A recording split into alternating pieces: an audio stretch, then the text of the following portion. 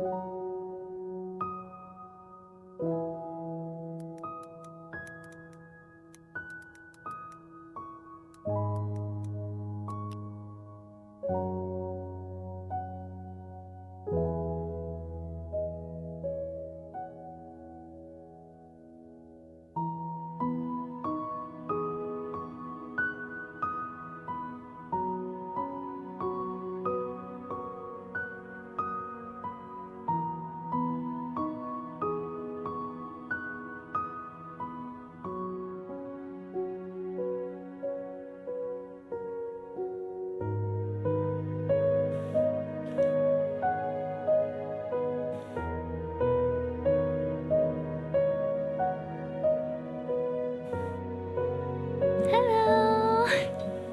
Good evening or good morning to you guys who are on the other side of the world.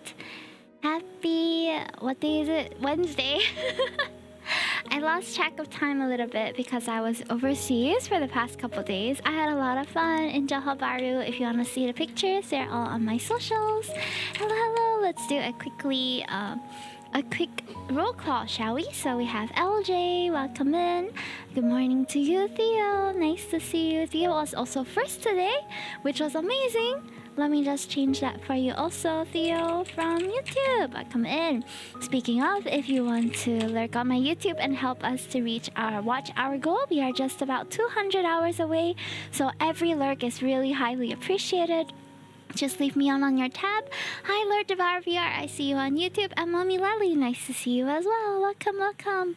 Nice to see all of those on Twitch also. Hello to Jion. Hello, Shinji. Hello, Game Theorist number 1. Ryuji. Thank you for stopping by. Silent Viewer. Bullseye Bob. Alpha Medic. Oh, long time no see, Alpha Medic. Hope you're doing well. Thank you so much for lurking for those of you who are here.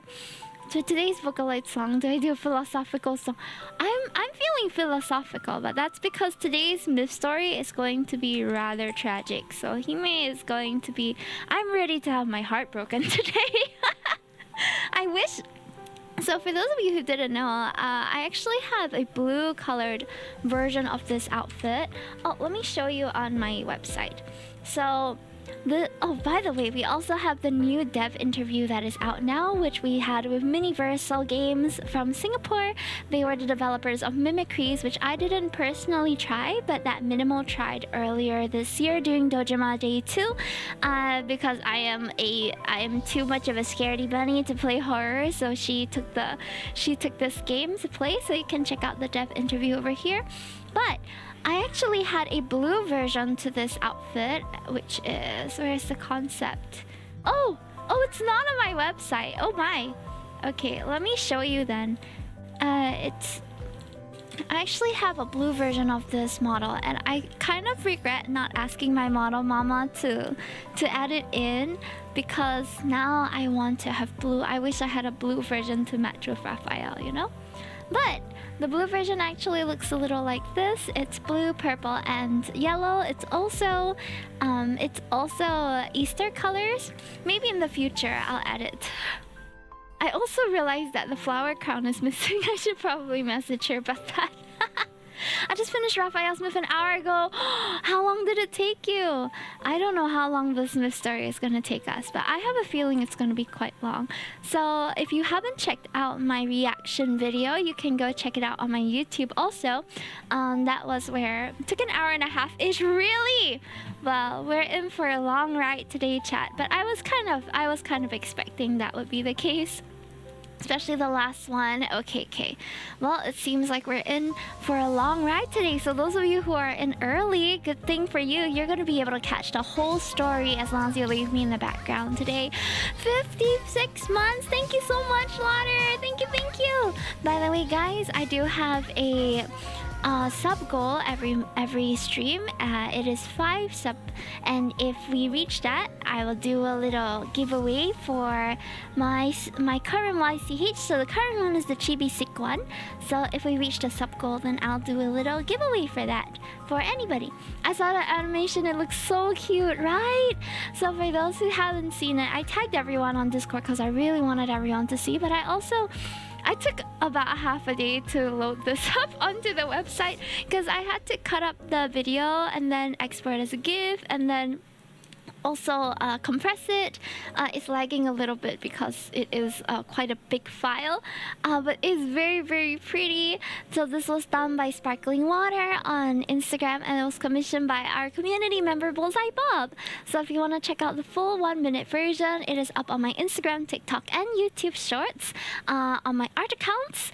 And they Bob commissioned this animation to accompany my cover of Rabbit Hole. So thank you so much, Bob. When I received this, I was so shook because I really didn't expect it at all. And it's so amazingly well done.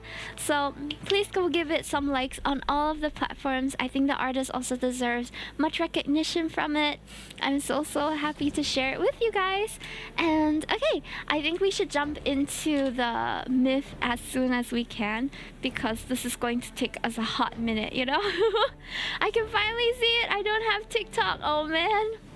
Go follow the artist on Instagram as well. So this was what I was working on when I was in JB. So we went to some restaurants to eat. So I drew my husband and I going to the restaurants to eat. I bought this dress in 3 different colors because this clothing brand called Padini was having a collaboration with Sanrio.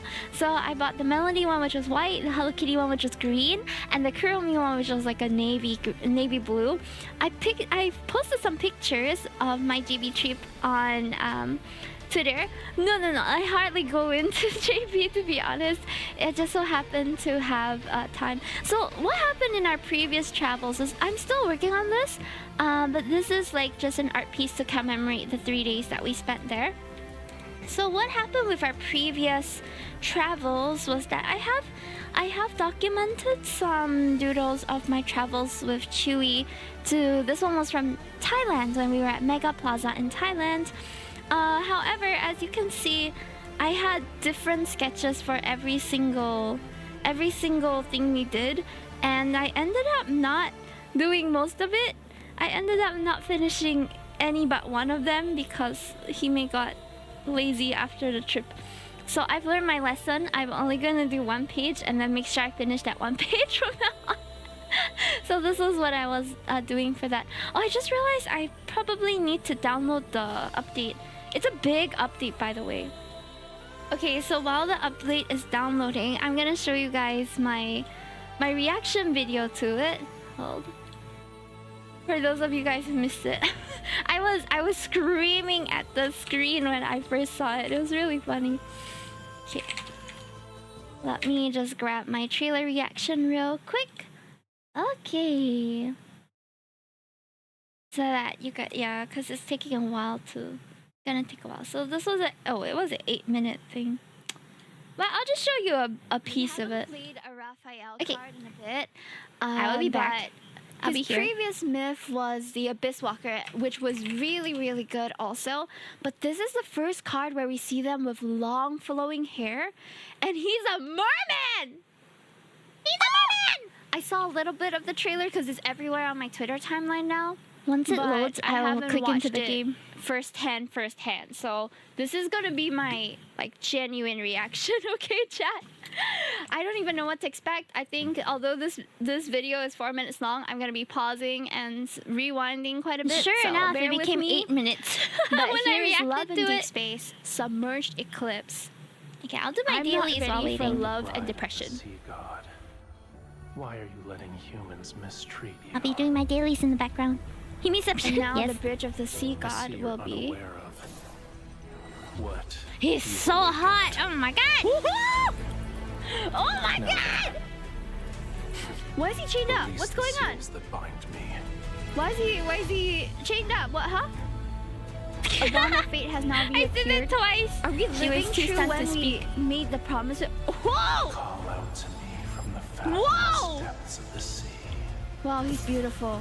Whoa! Bestow the inextinguishable flame of vengeance. Whoa! Whoa! Whoa! Huh? There's some lore in there. Where someone calls out my name. I'm gonna change his clothes on my home screen too. Hold. This is a beautiful scene, first of all, but Calls out my his face card! never declines. Raphael is so handsome, genuinely. Look at that! Sculpted to perfection! I swear, Info, you have to stop doing this to me. The God's revival has been completed. Whoa! You've rewritten the fate of these waters. Chat! Oh Starting my from this goodness, moment, he's you are bound. gorgeous! Sorry, I'm doing my daily. Please. Turn back. You know people have been comparing him to Jinshi from Apothecary Diaries, right? And now with the long hair, ooh, I love this. Look at the firefish that he's summoning over here. Firefish. I always thought it was really strange how Raphael was a sea god, but his power was fire. But they still think married it's a the bit two strange. concepts so well. And this like Firefish. inextinguishable flame concept is so freaking cool. I The way can't I'm wait to clapping see my hands like a what seal. the stories have in store for us, man. The starting is You already are the sea god's insane. bride. We're the You're secret only one I bride. would choose. Yes. Wow, his tail is huge. What grants the Huge. sea god his true power? A heart pure, flawless, and filled with love. Is that us or is that him? A mark upon souls, a vow that lives forever. What did Oh. you promise? I gave you my heart. Do you see how beautiful he is? Oh my god, they need to stop doing this to me. He's so Reaction to this. A little bit. Listen carefully. Okay, This is I'm the listening. last time I'll teach you. There's a song he taught us or something. The sea inevitably returns to where it Oh belongs. yes! Ah, they've separates from been the land. playing that kiss until you roll off the bed Tis slash love's shell vow. slash couch thing A for a bond while now. lasting. I still don't know what that is. Oh, the neck I guess we'll kisses, figure it the out chin later. kiss. That's so intimate. The sea got doomed to fail. The only way to save him. Oh no! We are gonna- I'm getting I ready just to know pass this is gonna away be this so stream chat. angsty. No! Ah! All right. Well, we're gonna face this firsthand in a bit. All right. I have. Look at this fish man in the cafe casually right now. Hello, Raphael, my handsome merman. I should paint what you're doing right now as criminal evidence. You should. You know what else is criminal, bro? That V line. Why does it start so low? They did this on purpose. It's like way down there, guys. It's like right before the ooh. It's crazy. I'm so ready. I'm gooning now, but I'll be crying later. Right. So I'm ready for this. Sort of. I know my heart isn't ready. I'm gonna try to be ready. Alright, so I'm gonna be doing the usual. I'm gonna do the voiceovers. So you guys just sit back, relax, and let's enjoy this Love and Deep Space long story together, shall we? Not me getting comfy. I am turning off the lights, putting up the table, okay? And I am getting ready for a I don't know if it's a good time or a bad time, but it's a time, guys. It's a time. All right. Just a quick check. Are we on the correct title? Are we on the correct are we on the correct, what do you call it, categories? Can you guys help me to check, please? You got your double AAAAA batteries. What about the what about the batteries? Did you get Mermaid Raphael? Yes, I did. Oh, that's my monitoring screen, which I'm gonna move down here. Hold! Let me get any ads out of the way as well. So if you guys aren't ready to watch me yet, please go get your drinks, your popcorn, your stuff. Made me want to dive into the ocean. I think I'll feel the same way. I pulled for him off stream because I didn't want to take too much time on stream to be pulling, since I already knew that it's probably gonna take a hot minute. So we're gonna jump right into the myth after the ads are over, which will be in about a minute and a half. So go and pee. It's gonna be about an hour and a half long. I have pissed. I don't know about you. Your Nutella sandwich. Oh man, that sounds really good. Yeah, I will wonder what is a good snack to have with this story. it's a full like movie, you know. An hour and a half is a full movie, and I hope that I'll be able to live up to you guys' expectations and make this interesting enough. I really hope so. I hope so.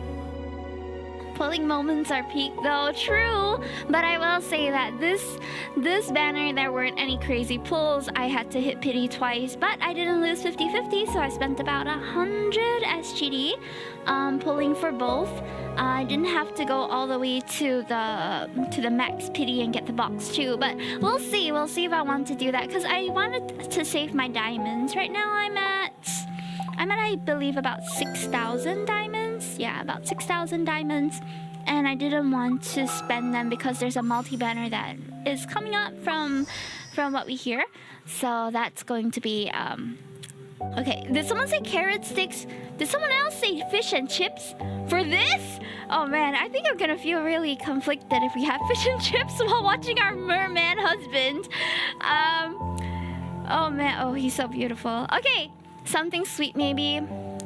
I think one of those water cakes would be nice. Have you seen those like water jelly cakes? I haven't had one yet, but I believe they would be a nice addition. It's like it seems refreshing, you know? I also need something that tastes a bit like sadness. So maybe a cold pizza or something. My luck went to you. I pulled 400 times on GFL2 Girls Frontline, but ended up getting all 50-50 lost. Oh my god, really? I'm so sorry to hear that, Bob. Gosh. May your luck be much better in the next one. Okay, so ads are over. Thank you, Ruka, for chilling. And let's get into it. Tears of Romero myth.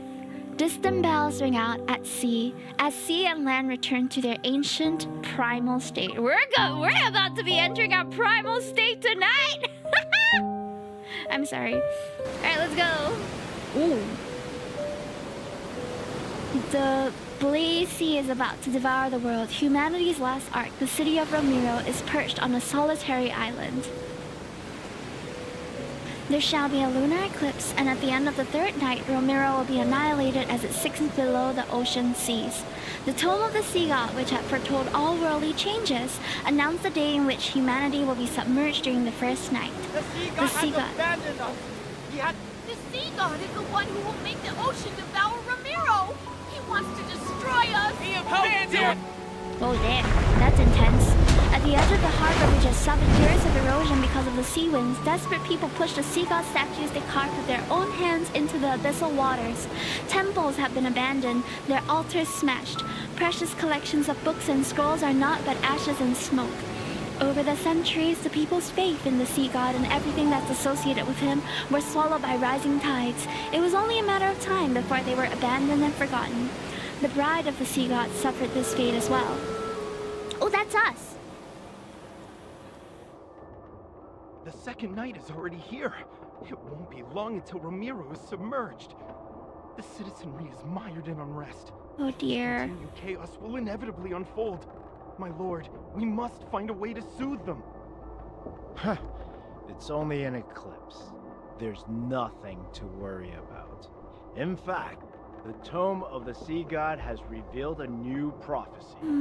Very we must troubling. hold the Wavier ritual and have the bride of the sea god make an announcement. What announcement? Did you hear that? Bride of the sea god. The guards grab my hands and throws me to the ground. I stare at the intricate patterns that dot the hem of the Castellan's robes. The situation is ironic and it leaves a bitter taste in my mouth. In the past, he was Romero's minister whose loyalty to the city was unmatched. Yet now, he's a cruel individual after the prophecy appeared in the Tome of the Sea God. Didn't you say that the Tome of the Sea God spreads lies and leads people astray? Not only is it untrustworthy, but you sealed it away in the temple. These matters are of no concern to you. Romero shall be reborn under the current Castellan. You will make that stone tablet reveal something, and then recite those words. Everything is at stake here, but you're still obsessed with your power as the Castellan. How pathetic. Foolish lass. Do you think you still be alive if someone else could converse with the tome of the sea god? play your part. You know very well what will become of you if you don't. I already don't like this guy. We're gonna become sashimi if we don't follow. After hearing the heavy lock behind the door, I did not manage to read that.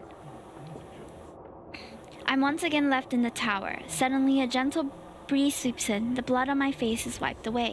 You're the bride of the sea god. Why are you letting humans mistreat you? When did he appear? That title's nothing more than a pair of shackles. Why can't you be the groom of Ayu instead? I don't remember when it started. At first, I thought the voice was a hallucination born from my lengthy imprisonment, but as time passed and the seagulls brought me seashells with strange patterns, that's when I became certain of his existence. He claimed to be the sea god, but his voice was too youthful, too mysterious. I couldn't trust him. However, I found myself involuntarily anticipating his appearances. If anything, it made my time here a little more bearable. And like a person who was fascinated while watching a goldfish in a bowl, he approached me. He tested me, tempted my heart to yearn for freedom as it sat in a pit of despair. Don't you want to escape? Tonight is your only chance. When the eclipse hangs high and the tides flow back, you only need to remember 2 things. What things? What are you talking about? The sea breeze flips through the tattered pages on the table. It stops, and I see a page covered in mysterious, intricate symbols. The sea god's Summoneo staff, the sea's ritualis hymn. When the time comes, I will answer your call. Don't worry, guys, we're just starting out. We're just getting a bit of background story here. So we are playing the bride of the sea god being Raphael, and he has, so far we haven't met him, it seems. He has just been speaking to us through some omnipotent voice. The last traces of his voice are buried by the horn. I look outside to see an anxious crowd gathering under the dilapidated tower. What do you mean, and what do you want me to do? Are you still there? He like put down the phone, he's like, bye. Silence falls over the tower. I squeeze my eyes shut and force myself to stay calm. His proposal is too sudden. It could be a trap as well. I'd be foolish not to question it. Even if it is a trap, does it matter? Is there anything more hopeless than being imprisoned here forever? I might as well take this gamble. Humanity's doomed, from what we can tell. Rejoice, everyone! Atop the tower, Harkon raises the orb that symbolizes Romero. His gaze sweeps over the port's towering embankments and the ships with their black sails. Do not fear this lunar eclipse. It heralds a new hope, a new future for Romero. We will not crumble under the waves. We've cast aside the sea god and left behind our hollow faith. Now, our centuries of sacrifice have changed the ancient prophecy. Something like that. You will see the truth with your own eyes. Oh my god, he's so irritating! The sea of people are like ants, they're restless. A guard shoves me and I stumble to the edge of the tower. In that instance, the gazes below me, filled with disgust, fear, anxiety, and cold indifference, pierces me like an arrow.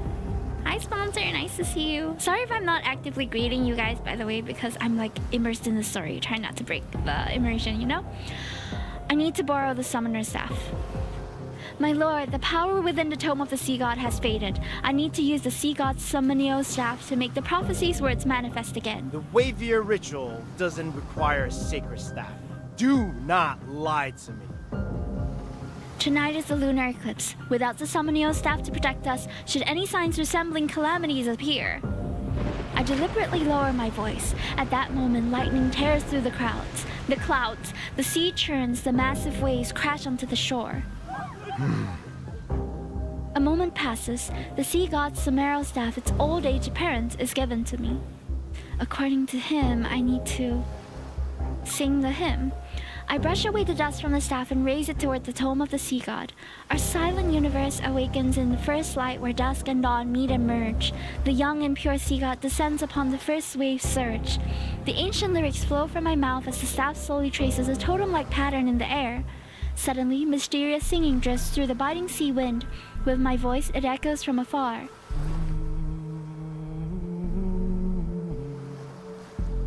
He's here. Good, he didn't lie to me. A slight feeling of relief washes over me as I face the wind and sing even louder. He who commands the cycles of the sun, the moon, and the tides. He who guides souls to rest in distant realms. She's singing the sea's ritualist hymn! That forbidden song! Guards! Seize her! The guards lunge at me, but the staff emits a dazzling blue light that repels everyone. The sea god wields fire in the darkness. He is the blazing sun who ignites the lost night. Thunder crashes down upon the sea and enormous waves manifest. Heavy rainfall descends as a storm engulfs all of Romero. Terror and chaos erupt around me. I clutch the stuff tightly and continue to sing until a beam of light appears. It points to something under the towering waves. I brace myself before I leap into the ocean.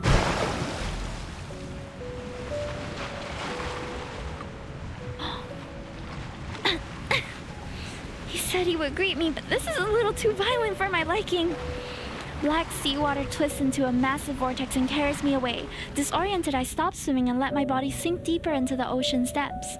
I lose track of time before a magnificent yet ruined structure gradually appears. You're here at last. A voice as cold as frigid seawater drifts towards me. Ghostly light sweeps across the crumbling ruins. Like moonlight, it's reflected in my eyes. Before me is a slowly swaying fishtail. It is so magnificent that everything I've ever considered beautiful in my life suddenly feels plain and unremarkable.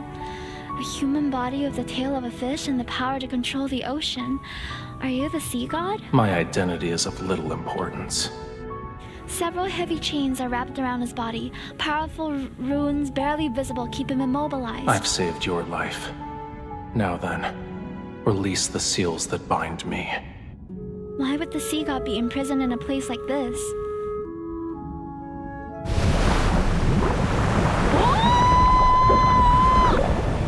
He's huge! I could be lying. I can help you. But I can also let you drown in these abyssal waters to keep me company. If I die, then no one will save you. I see you're unaware of the cheek. what you've awakened. You're unaware of what you've awakened! The legends say the sea god bears a special mark.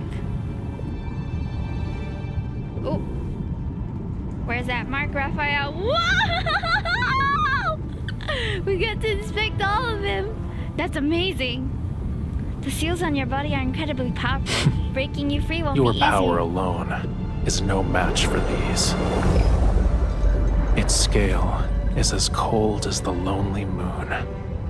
At dawn, it shall pierce your heart. The sea's ritualist hymn you sang, that is the answer.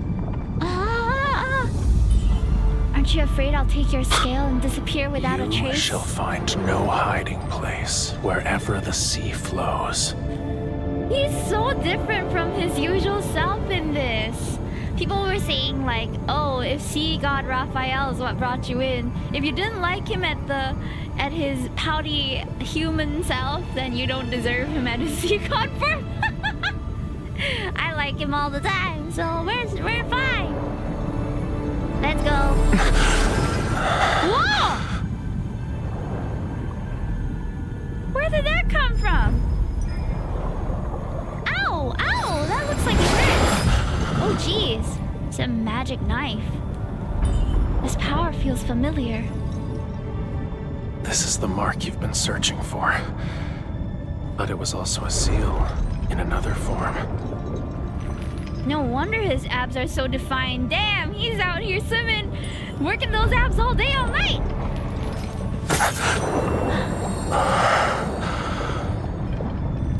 The voice of the storm.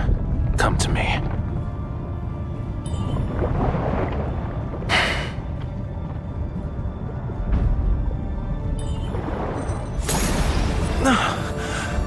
Whoa!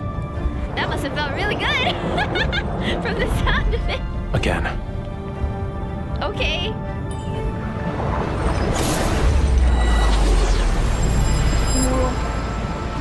Call out to me from the fathomless depths of the sea. That's a little loud, chat. That's the volume it's at. Vengeance. Whoa. Whoa! Raphael! The sea god's revival has been completed.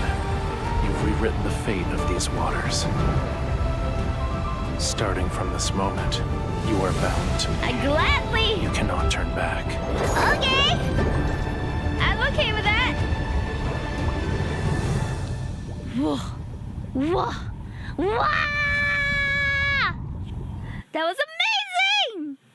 Dang, we got the animation on the first chapter. There's gonna be a lot of reading in the following ones, I'm sure. The storm's roar filters through the seawater and resonates as whales listen songs. My body feels impossibly heavy, yet scenes from my dreams gradually come into focus. The tome of the sea god cannot be wrong. She is the sea god's bride and our only hope. We need her if Romero is to survive. She will be Romero's future castellan. Hey, what Protect the land happened? in the sea god's stead and change the prophecy. Instead, Mr. Hawker wanted to take my position? There's That still over ass. half a year until your coming-of-age ceremony. Yet the gifts are already piling up. We've run out of space to store them. Everyone truly admires you from the bottom of their hearts, my lady.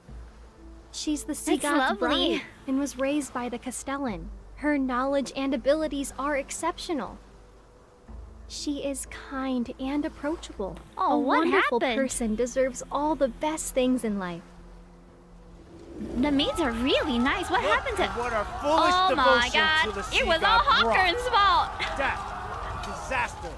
The He wanted to prophecy be that the bride of the Romero sea shall be god. submerged more But quickly. he was upset because Raphael didn't want him. The sea god will never save Romero. I'd be devastated too.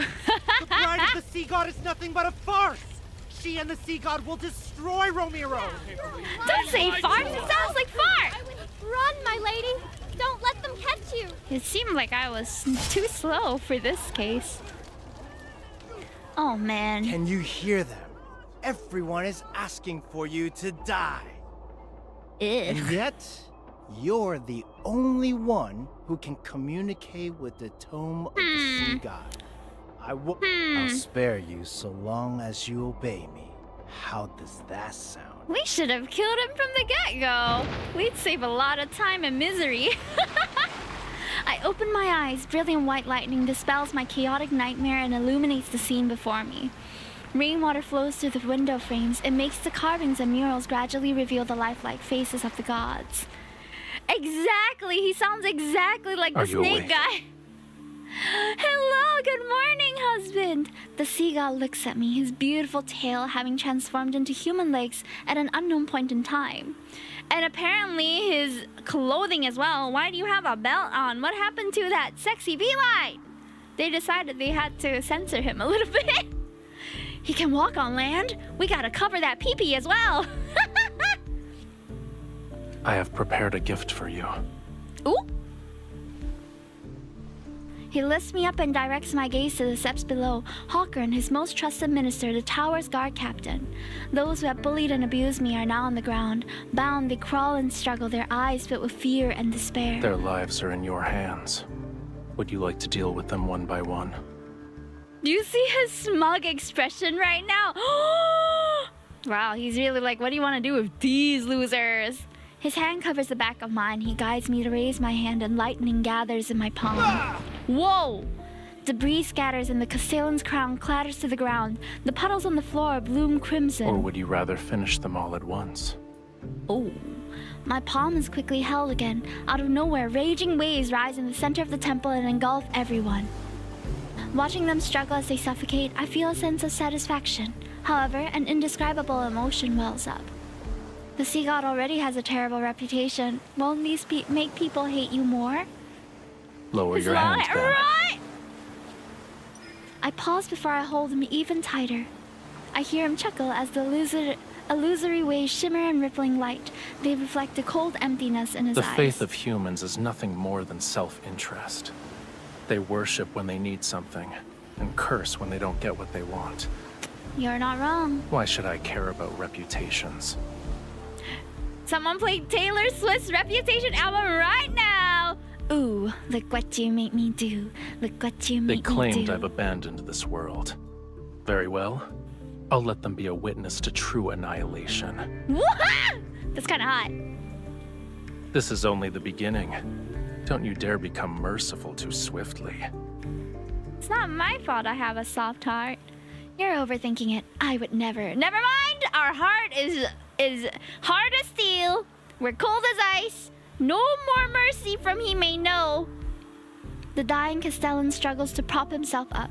His gaze burns with a fury that could shoot flames, but he can't do it. If it weren't for me, you would have been executed. How dare you repay my kindness with betrayal? What the heck? Oh my god! He's trying to gaslight us with his dying breath? No way. So the lamb pan for slaughter is obligated to thank the butcher. You're insane! Exactly! I pick up a sword from the ground and hurl it at him. The blade stabs his shoulder blade. Ah! Ah! Don't forget, your life is still in my hands. If I die, you will be cursed to perish in agony. With the sea god by my side? You're saying that? I don't think you have power over this. Then we'll die together. Does it look like I'm scared? A swift death is better than living as a caged bird forever. A curse.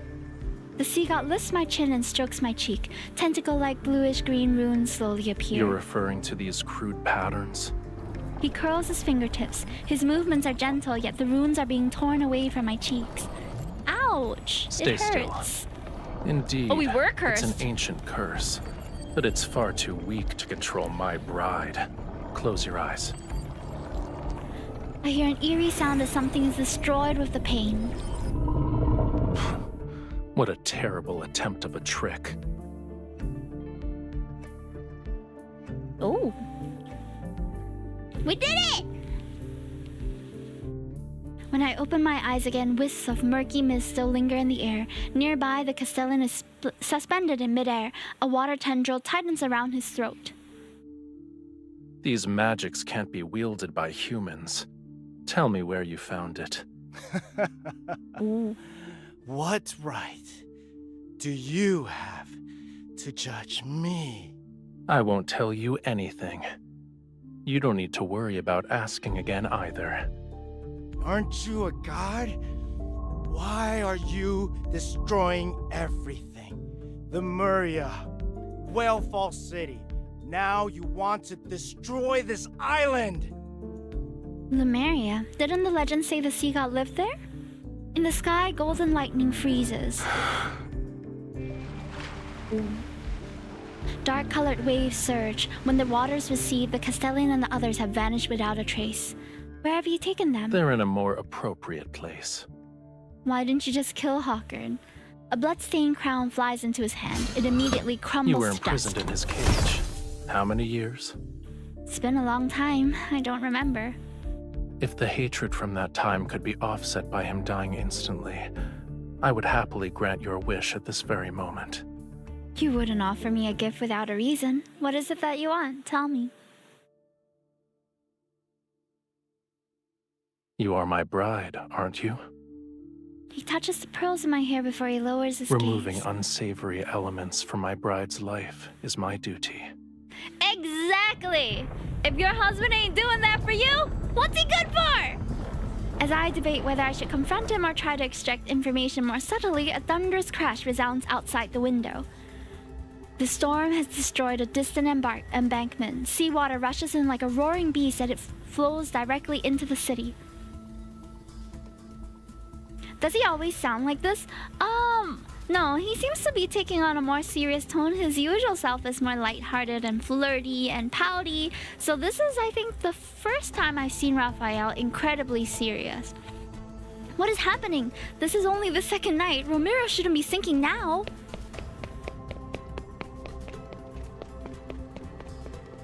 The tome of the sea god has been returned to the temple. I run there and I'm shocked that the words of the prophecy are emitting a faint glow. This future was predetermined long ago. Whether it's the second or third night makes little difference. You knew this day would come. Why are you surprised? This place is still my sanctuary, regardless of what happens. I can't stand by and watch it be destroyed. Legends say the sea god is all-powerful. He can overturn oceans and move mountains. The fate of this world is predetermined, and legends are just legends. In any case, it hasn't been long since I was awakened. My powers haven't fully returned yet. Why should I risk my own life for a city that despises me? Mind you, I would have to defy a prophecy in the tome of the sea god. The automatic reading is a little bit fast. Hold on. So you can save Romero, yes? Ah. What if you regained your powers? Give me your hand. Oh. Okay. I'm wondering if he's constantly wet. Because he's a merman, right? And his hair looks a little damp all the time. Is he just wet all the time? Are his hands always wet? Or is he ever dry? Anyway, a cold glint flashes as he cuts both her— What? Ouch! He intertwines his fingers with mine and our blood mixes. It drips onto the tome of the sea. Ow! Golden light rises from the tome of the sea god like threads of silk. They unfurl in midair and weave together to form poetic words. At least warn me before you cut my palm! Lemurians who seeketh absolute power, combat the treacherous tides, dive into the depth for pearls, and find a true love. There were hidden prophecies in the tome. It makes sense now. Despite the fact that I've conversed with the tome of the sea god many times, I could only decipher fragments and incomplete phrases. Yet what's more shocking is the meaning contained in these words. I struggled to grasp the most crucial line. To find true love, that means— The sea god appears more composed as he raises his hand to brush away the text and heal the wound on my palm. Oh, okay. You already know the answer, my beloved bride. You knew you needed me to restore your power? That's why you gave me those gifts. You're more clever than the humans I'm familiar with. Now that I understand his intentions, I feel oddly relieved. According to the tome, you'll regain your power and stop the sea from swallowing Romero if we fall in love. Yes, it did happen, the cutting hand thing. I just forgot because it's been so long since I played that story. That was like last year, I think. As things stand, this is your only option. But falling in love doesn't happen instantly. All the while, the threat of this land sinking below the waves looms over us. I'll love you forever until I breathe my last breath. Under my divine gaze, a human's life is but the blink of an eye. A fleeting moment is too brief. Would you rather have this love disappear early or have a moment last a little longer? I deliberately emphasize my words, but I already have an answer. He won't let me die, since he needs me. I see. I'll have to extend your lifespan. Do you remember how you awakened me? The Summon staff in the sea ritualism? He places the staff in my hands. I'm not sure when or how he got it. This can temporarily awaken some of my powers, but we need one more thing to stop the storm. I turn over my hand as he traces letters on my palm. I can't help but open my mouth. Raphael? Remember it. That is my name. Recite my name in your heart with the utmost devotion. Then, sing the hymn for me once more. He suddenly dives into the storm. His legs transform into a brilliant fishtail as he soars above the terrifying waves. The Summon staff emits a light to accompany my song. I sing with all my strength and stare at his figure. Of course we're staring at his figure! He glides over the top of the waves. Lightning from the tip of his Tidebreaker's trident strikes the heavy storm clouds. Streams of golden light swirl across the sea's surface. The rain stops, and wind ceases as the subdued tides transform into millions of transparent fish. They stir up sand and gravel as they slowly retreat into the deep sea. At the base of the damaged statue, people kneel in the muddy waters, yet they see the sun rising behind the sea god. Yes, it's in his companion splash art. He turns around, his gaze passes through the lingering mist and lands on me. But I'm not sure if we'll see it animated, if that's your question. I drew it in the artwork I drew of him too. Hi Slushak5, welcome in. In combat you should see it. Hawkern and his henchmen are imprisoned in a water cage that's under a waterfall. They receive my thorough care. I know that Raphael didn't spare Hawkern just to let me have my revenge. For him, Hawkern might have some value. I tried to ask him about it, but Raphael wouldn't give me an answer. As to hear of the previous Castellan, I became the new ruler of Romero. Unexpectedly, some rumors began to spread throughout the city. The Sea God's bride awakened him. Now he carries out her orders without question. If she can command the Sea God to calm the storm during the eclipse, then surely she can command him to drown Romero. She put 12 venomous sea snakes in the water prison. They drink the former Castellan's blood every day, and the water below Mazan Waterfall is now a bright red. What? I pay no attention to their gossip. After all, I have no interest in ruling a city that once abandoned me. What matters is I must fall in love with Raphael. Yeah! Your Highness. The harbor repairs? Deal with it yourself. Your Highness, the city plans to erect several new statues of the Sea God. You don't need to ask for my permission. We're just like, we heck care. After shutting out those annoying voices, I searched the temple for any sign of Raphael. This place had become the Sea God's residence. To fall in love with him sooner, I spend most of my time here. The problem is, he's always somewhere else. How am I supposed to fall in love with him?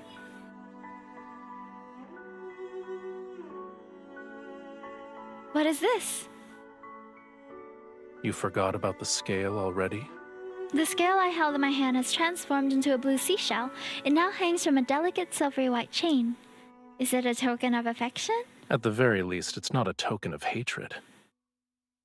The necklace is put around my neck, and the seashell is like a crystalline mark over my heart. Keep it safe. It's a piece of my heart. Oh. It will let me know where you are and what you're doing. All right. That's nice. I love a boyfriend, sea god, groom, tracking device on me. He can track my every move, but I have no idea what he's up to. It's not exactly fair. In the center of the temple, several springs converge into a deep, mysterious pool. The waters churn, and the currents with white sea foam are connected to the deep sea. Around the pool stand 12 broken statues, their damaged torsos holding candle holders of solidified whale oil. Their heads are solemnly lowered toward me. He took the time to build a pool. I've learned something. However, he likes to soak in the water. Bored, I pick up a few silver leaves from a nearby box and skip them. They bounce across the water. I don't know if the citizenry is trying to curry favor with Raphael and me, but people have sent numerous gifts while keeping their distance. Is he not here? There is no response under the water. I'm about to give up when I catch a glimpse of an unusual light flashing below the surface. Curiosity compels me to dive into the water to get a closer look, but someone suddenly grabs my wrist. It's impolite to enter my bedchamber without greeting me first. Oop! Oops! We've done that before as well, entering his hotel in, what was that? Misty Silhouette banner. Ooh, it was a spicy one. Along the water surface, I can barely see his tail. It's like a streak of cold yet beautiful, multicolored sunlight you'd see during a sunrise or sunset. We seem to enjoy just entering his room. I supervised the renovation of this temple when I was 15. If anything, this place should be mine. You are correct. I shouldn't have stopped you. Yes, we do! He tries to drag me into the water, and the churning currents instantly Stop! Doing that! Into a ferocious beast, it approaches me with an open maw. He keeps on not letting me read some of the narration. I use his momentum to grab his arm and quickly wrap my arms around his neck before the water can engulf me. It's cold! Yes, and you could have avoided this. I was afraid you'd vanish again when I wasn't looking. How are we supposed to learn more about each other and fall in love if you're not here? Is clinging to me like an octopus part of your plan to fall in love with me? Loki, cuddling can be used to gain affection, but there's also another reason. A cold water droplet slides across the tip of my nose, and I sneeze multiple times. Achoo! Achoo! Achoo! Why are you so delicate? The water in your bedchamber is too cold. Why is it freezing? Is there a problem? Only humans have a habit of parboiling themselves. Parboiling? Who in chat parboils themselves? It's called taking a bath.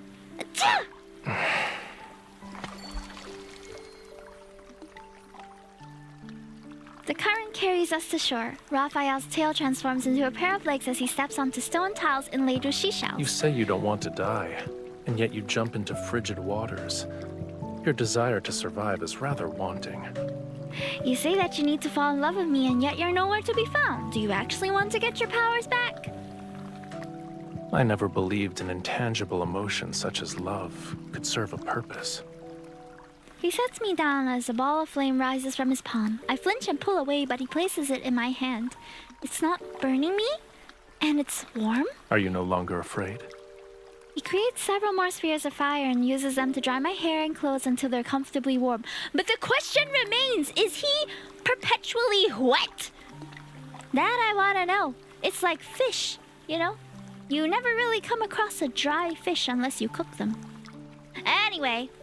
I'm only following the tome's revelations because I don't have an alternative. I won't fall in love with you. It doesn't matter how close you get. Huh?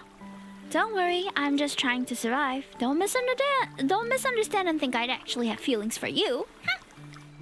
I play with a ball of fire in my hands and toss it around. The dancing flame casts a softness around Raphael's face, and it doesn't suit him. He probably spend hours a day underwater, so likely so, right? He's constantly wet. He sits beside me on the stone steps and carefully examines the ornate boxes. These are gifts from the Citizenry. They want to thank you for saving them from the storm that night. These aren't gifts. They're displays of submission for the sake of self-preservation. They despise you, and then they coddle you like a babe in swaddling clothes. Faith, devotion, all of it is hypocrisy. Oh. You don't seem to be furious, though. And you've entertained yourself by skipping those silver leaves. Why should I be angry? They belong to you. Keep what you like and throw away the gifts you dislike. I'm not interested in insincere offerings. Well, I have something that should interest you. I walked to the tome and retrieved the Summoneo staff that was hiding behind it. It used to be yours, yes? Now it's yours again. You are its rightful owner.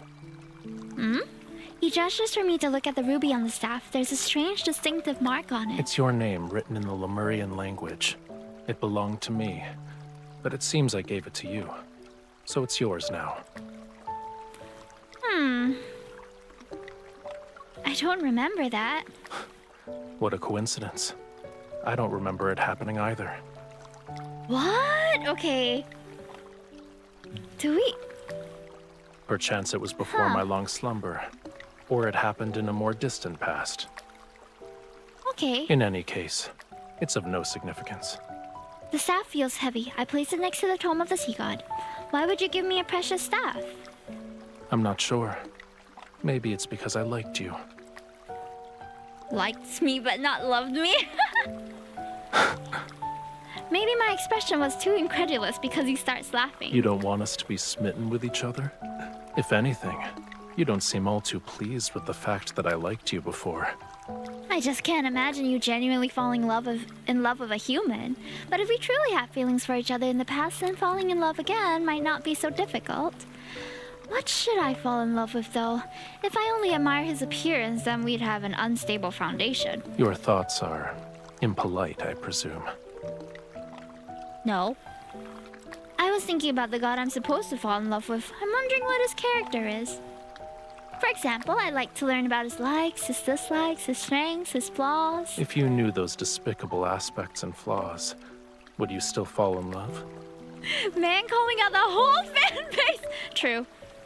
They say that if someone can accept even your most awful aspects, then it's true love. It touches the soul. In other words, an ignorant, foolish impulse. For the sake of survival, I'm willing to sacrifice some rationality.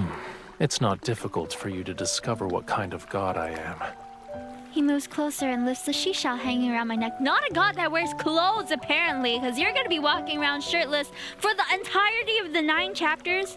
I don't know if he's ever gonna put on a shirt, chat. We're gonna have to just get used to this. When the next full moon arrives, you will find the answer you seek. It might be so that we get numb to, like, that, you know? The outward appearance matter. What do you mean? Raphael sinks into the pool, which causes water to be splashed everywhere. He waves at me unhurriedly before vanishing in the blink of an eye. Shirtless bros, what? Now I want to know what that character is. Full moon night. Ooh.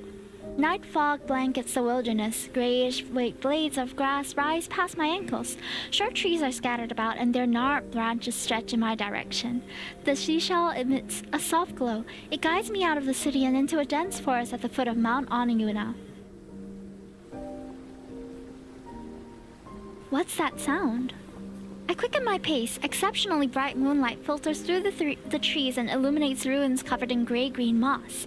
Raphael stands in the center of the area. Water flows from his hands to lift broken stones. They're pierced together in midair.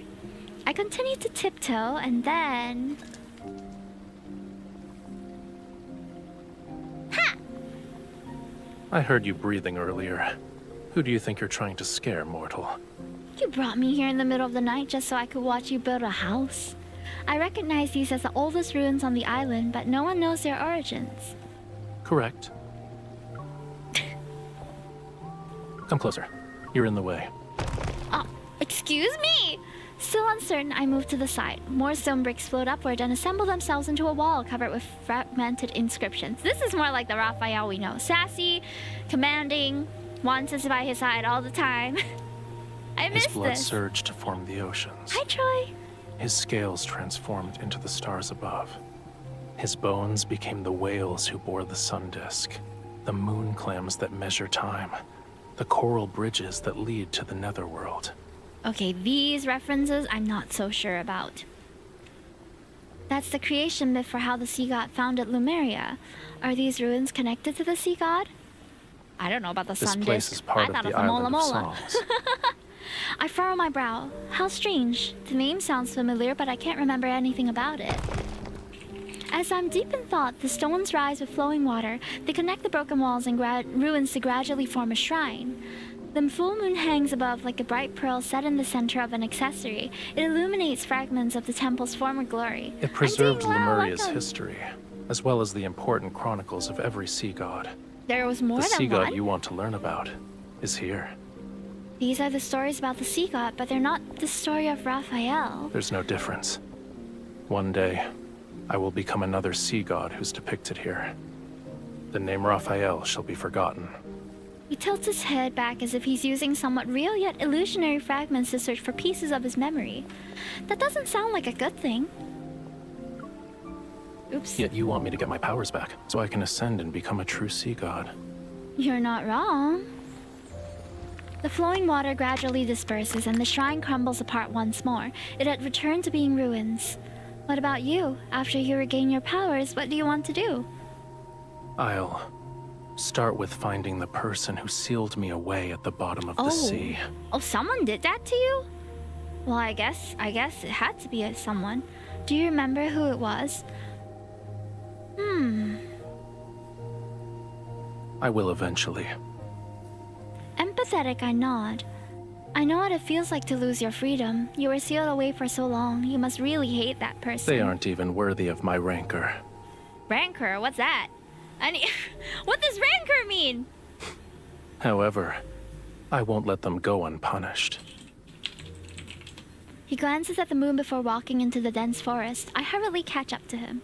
There's one thing I still don't understand. You forgot who sealed you away. How do you know that I can break your seal? You are the sea god's bride. You're the only one I would choose. And you were the only person I could sense when I was sealed away. Oh, that's so lonely. As he says this, a cryptic smile suddenly appears on his face. It was ironic. I first heard your voice as you slandered me. What? You said the tome was worthless since it couldn't find the sea god. Oops. However, It somehow revealed the location of his bride, so you were captured and forced to suffer. You said I abandoned my bride, played with whatever caught my fancy, and questioned how I could be the sea god. Oop. You claimed I was worse than a sea cucumber. Did I really say that? Also,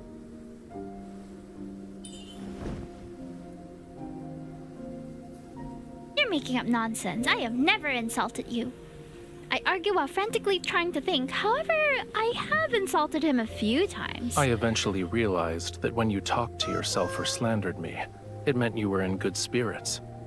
What? And if there were days when you were very quiet, I could also guess what you were going through. You really like watching people in secret, huh? Uh-oh. Something meets charcuterie board, huh? What is going That's an on? incorrect assumption. I only see you. Oh, that is the correct answer.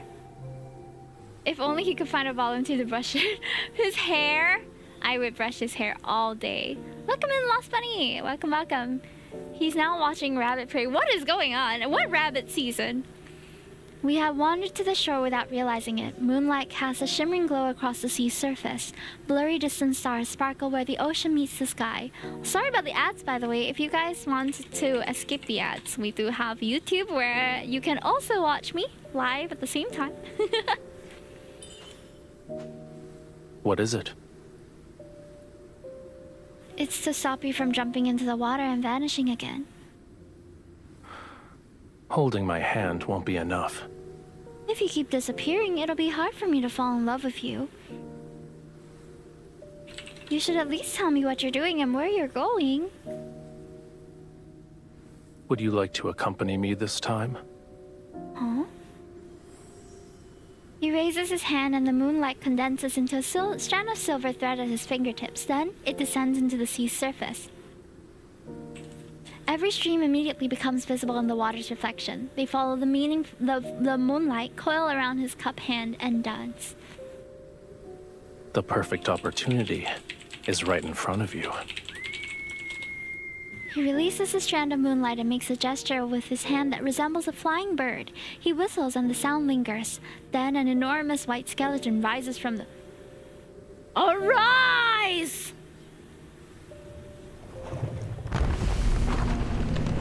Sungjin, ooh! It reminds me of a fish with large fins. The creature swiftly cuts through the sea mist and appears before me. Are you scared? Don't underestimate me. But as soon as I step forward, I find myself at a loss. I'm unsure how to approach this skeletal creature.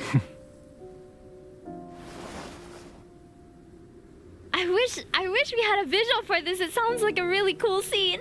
I feel a sense of weightlessness as Raphael places me directly on the creature's back. His legs then transform into a tail and he swims into the ocean. Hold on tight. Should you fall, I won't save you again. Don't lie through your teeth, my boy. Of course you'll save me. Okay. So far we are at chapter 4. We have 9 chapters to go through. So for any other topics, like if you want to ask me more about how's my day and stuff, I will be having a short just chatting after the chapter, okay? So do look forward to that. Meanwhile, I apologize if I haven't been as chatty. I'm trying to make this experience of the story as seamless as possible. So please sit back and enjoy. Raphael swims through the inky black water. Silver light breaks into pearls that flow along his tail. Close behind is a skeletal creature that's carrying me. Is this your friend, Raphael? Despite being nothing but bones, it tried to eat me when we first met. Really? Is that what friends do? I'd say it's more of a hungry friend. Ah! As if it understood what I said, it suddenly whips its tail in an attempt to throw me off. I quickly grab onto what was once its dorsal fin. The Fantasia shark is very temperamental. I advise you not to provoke it.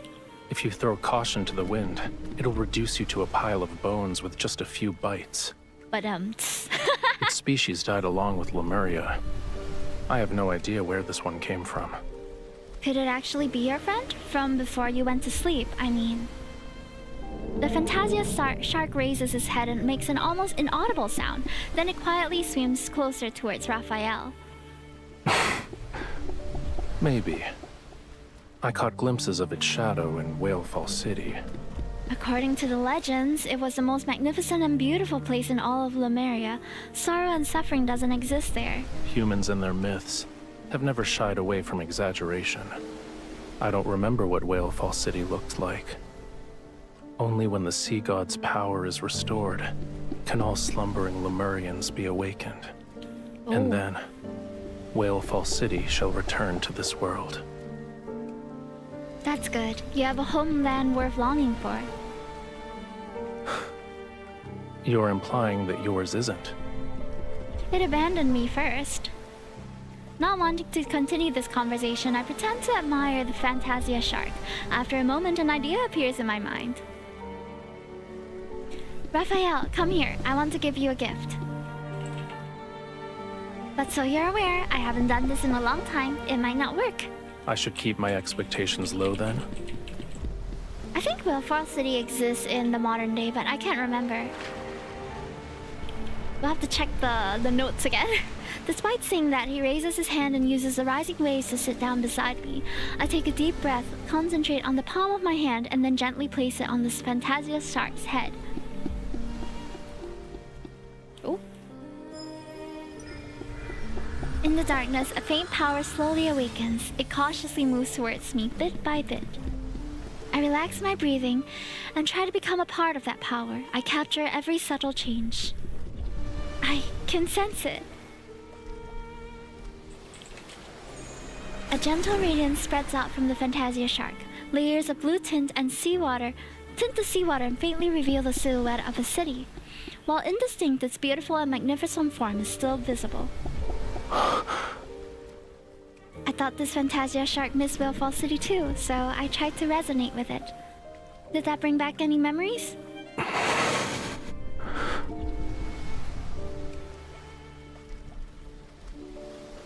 Raphael doesn't say a word until the water turns black once more. I'm forced to break this strange silence. I didn't expect it to work. I haven't resonated in a long time, and I only used it to help others find lost crabs and turtles. Thank you. You helped me see Whalefall City.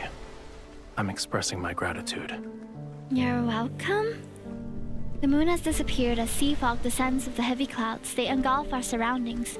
As the fog grows thicker, my doubts continue to take root in the depths of my heart. You still haven't told me where we're going, Raphael. We'll arrive at our destination once the fog clears.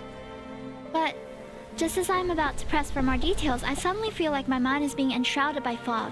My consciousness becomes heavy. Something's wrong with this fog. The fog is as it should be. All you need to do is close your eyes and get some rest while you can. No, don't succumb, MC! Don't fall asleep! Ah! Why did I fall asleep? Did you get enough rest? How long was I asleep? Wait, where am I? The surrounding seawater surges violently. It rushes with the force of 1,000 avalanches towards a massive oceanic abyss. It's like a crack between heaven and hell. It seems as if the entire ocean is about to collapse. The thunderous roar is so deafening that it makes my ears hurt, and a sense of foreboding washes over me. Raphael, please don't tell me we're going there. I thought you were eager to help me get my powers back. This is what the Tome of the Sea God means by combat the treacherous tides. Now I understand what he meant when he said opportunity. Is it too late for me to change my mind? What do you think? I sigh. I resign myself to my fate as I hold him tightly, close my eyes, and allow him to take me to the bottomless oceanic abyss. Where are we going? Whoa. As my dizziness subsides, I still hear the massive waves crashing above us. Everything around me is still enshrouded in darkness. My survival instincts make me grab Raphael's shoulder tightly. Is it over? It's only the beginning. Ah! He holds me close as we continue swimming towards greater depths. After what feels like an eternity, our feet finally touch a flat seabed. Oh. Dark blue flames ignite one after another in the distance. They move in our direction and reveal an ancient, magnificent plaza. In the center stands a stone gate with multiple heavy chains. Each one extends to a tall statue that anchors it in its place. The Lemurians have a lot of ruins. This is the sea god's tomb. Each stone statue below represents a sea god who has perished. I hope you didn't bring me here just so we could be buried together. Don't worry. That day is still tens of thousands of years away. He shoots lightning from his fingertips and it hits one of the guardian statues. Stop pretending. I know you can hear me. Young sea god, I've already told you. The bond's mark that is etched into your soul was never complete. You cannot enter the sea god's tomb, let alone reforge the Tidebreaker trident. What? I've already brought the owner of that mark.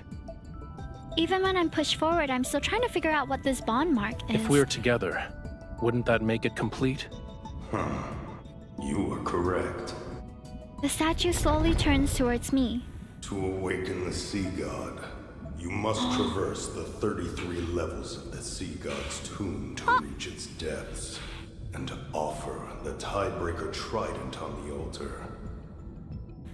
You know he means business when he calls him young god. Once the trial is complete, Dang. you can reclaim the sea god's power. Combining Raphael's words with the statues, I realize what's happening. These are statues representing past sea gods in each level of the tomb. Does that mean we need to defeat all of them? Then you'll be able to complete the trial and regain your power? Are you scared? A little. Even if they're just statues, they're still sea gods. I'm afraid I won't even make it past the first level. Kitashi, thank you so much for the 15 months. Hime likes them hot and young gods. Ah! Not wrong. Yes. You must basically clear the spiral abyss to claim the power. Ah! It is gacha game, guys. It's gacha. End game content. It's true. Okay, I didn't know about this part. Oh, dang. Are we gonna have to battle our way through? Huh. No one said you'd be going in alone. There's nothing to be afraid of, since I'm here. Leave everything to me. You just have to do one thing. Which is? Don't die. Nah, easier said than done, Raphael. Oh my goodness. The Tidebreaker trident materializes in Raphael's hands as he walks towards the stone gate. I take a deep breath and summon a silver sword. Let's begin. We've got a mission! Let's go! The stone statues slowly pull away the heavy chains. Layer upon layer of seals are released one after another, and the seabed begins to shake violently. The key to passing this trial isn't to defeat the statues. He suddenly pulls me close, lowers his voice, and an enigmatic mirth flickers in the depths of his gaze. It's related to reaching the altar. Oh. As soon as a gap appears in the stone gate, Raphael swings his trident and creates a maelstrom. It sweeps us up and propels us through the entrance. Lightning flashes and sparks fly as he shoots into the first level like an arrow released from a bow. Meanwhile, a sea god statue is slowly emerging from an enormous stone niche. Young sea god. Lightning strikes and catches the statue off guard. It's knocked back into the stone niche. Raphael doesn't linger. He rides the current into the second level and unleashes another lightning bolt without hesitation. Chaos surrounds us as an unprecedented scorching heat radiates from Raphael's body, yet his gaze remains exceptionally sharp and composed. The stone statues are either knocked back before they can fully emerge or slow in their hopeless pursuit of us. Duck! I swing my sword to cut down several coral arrows flying towards us, only to feel the arm around me tighten. Like a blazing flame, Raphael turns the entire sea god's tomb upside down. He reaches the altar in just a few breaths. Done. With lightning speed, he unleashes his Tidebreaker trident, and a radiant brilliance akin to daylight fills the sea god's tomb. What is the meaning of this? Why is the latest incarnation of the sea god so disrespectful? Well done. A young god should have a young god's vitality.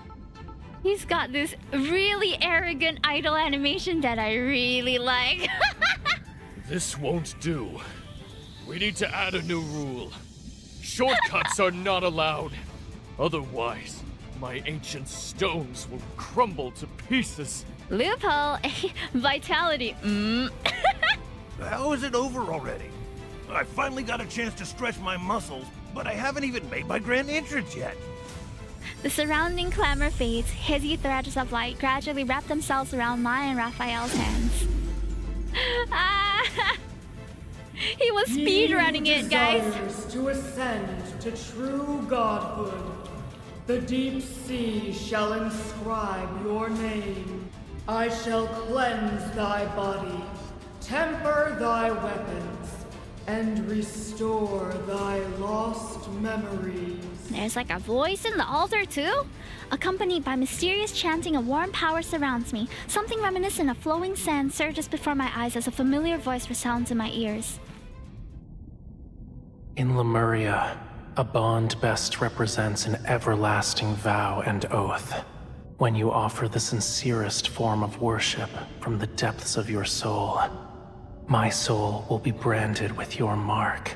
This was the I will previous be myth. unable to defy you, and once a bond is formed, it shall never disappear. We're his No matter forever. where you are, or what form you take, I will always be able to find you and recognize you.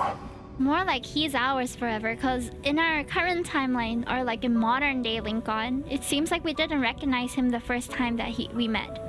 It's Raphael's voice. Unconsciously, I reach out my hand and touch a face that is so familiar yet somehow not. His eyes still shine with the beauty of dawn's glow. However, his smile is more carefree and unrestrained and as bright as the clearest seawater. Yeah, there's Abyss Walker, which was the first one, then God of Tides, which was the previous one, and this is his third myth? But in the next moment, the warmth of his eyes gradually fades as his body sinks back into the black seawater. Only the mark below his collarbone faintly glows. Practically married? Definitely married! We're so married! The Lemurian covenant. I promised you. Hmm? What did you promise? I'm willing to give you my heart. My sincerest form of worship. I'm willing to have your very being act engraved onto my soul. In a trance-like state, I hear myself say unfamiliar vows, yet every word seems to come from the depths of my heart. Wait, weren't I we gave swimming? you my heart. The walking animation threw me off!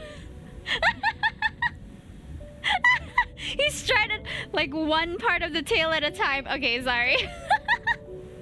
He takes my hand and places it against the glowing mark. Everything is clear to me. Hi, we go! Thank you! Timeline's a little tricky since this one's technically the same Raphael from God of Tides, just older. Yeah! Before you fell into a deep slumber, we had formed a Lemurian covenant.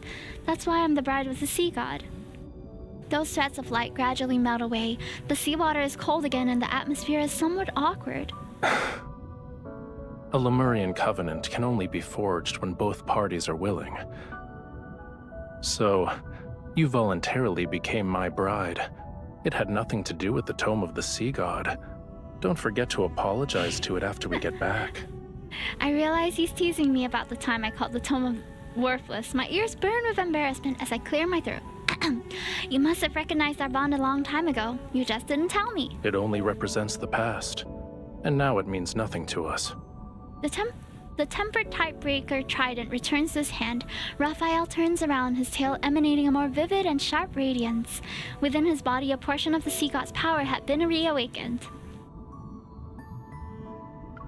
You want to deny the fact that we were once in love? You're embarrassed, huh? I am not. I think you are. He ignores my provocation and grabs my arm to swim upward, but then he stops. You're hurt. I am? I follow his gaze to look at my back, but I don't see anything and don't feel any pain. It's just a minor wound. It's not. You need to return to Romero immediately. What? What was I diagnosed with? What happened? Raphael brings me back to the surface and the Fantasia shark carries us to Romero. Loosen your clothes. I need to treat your wound immediately. Is that bad? It doesn't hurt. Raphael holds my shoulder with one hand and places his other hand on the back of my neck. Warm power emanates from his palm. Ah! It hurts! All of a sudden! A pain from deep within my bones erupts and hits straight from my heart. It's so intense that I almost fall into the sea. Turning my head, I finally see the wound, but it's not a bloody gash. It resembles some strange floral pattern. It's not working. Stop! You're making the pain worse! I diagnose you with love sickness, Ayo. Hey, what happened to us? Yet long after Raphael stops, the pain doesn't subside. I break into a cold sweat and the drops reach my eyes. They trigger another kind of sharp pain. Ah! Hang in there. Once the fog clears, you'll feel better. Raphael, I need a favor. I groggily lift my eyelids as I rest on his lap. There are rumors. They say the sea god's song can enchant people's hearts and make them lose themselves in illusions. Could you possibly? Don't believe baseless rumors anymore. Can't you try? I'll use our bond and... Oh, I'm actually sweating, guys. A little bit. A melody is played on a flute. It flows across the rippling, glittering sea and gently falls into my ears. It's unfamiliar yet captivating as it guides me. I descend into a magnificent dream. I try to memorize every note as it flows. I don't acknowledge the pain anymore. Guided by the rhythmic sound of the waves and this melody, I slowly close my eyes once again. What happened? Also, damn, I am having a little bit of cold sweat now. I think I'm hungry. Girl hasn't eaten. Really? Oh, man. After returning to Romero, Raphael immediately confines me to the temple. He requests that I don't go outside until my wound has fully healed. Although I don't understand why he's being excessively cautious, he stays in Romero. It's a pleasant surprise. However, the wound on my back often makes me disoriented. Sometimes I can hear faint crackling sounds deep within my spine. It's as if there are fish nibbling on coral. Maybe a more apt description would be how it felt similar to seawater washing over new scales. At other times, I'm fully conscious yet somehow unable to open my eyes. However, there's one thing I remember clearly. Sounds like my back when I wake up. Yo. Whenever I curl into a ball because of the searing pain, the sound of a flute drifts into my ears and numbs my suffering. And soon after, I drift back into a soft, peaceful sleep. While we were away in Romero, something rather significant happened. Hawkern, the former Castellan, had escaped from the water prison. He can do that? Oh. We've already dispatched a group to search the entire city. As soon as they find something, I'll make a report. Ouch. Peya, the lady in waiting, immediately falls silent outside the curtain. I hold back a gasp and turn to glance at Raphael. He is applying medicine to my body. Since he heard about Hawkern's escape, he has remained unfazed. There's not even a trace of anger or displeasure on his face. I'll deal with this myself. Call back the people you sent out. There's no need to search anymore.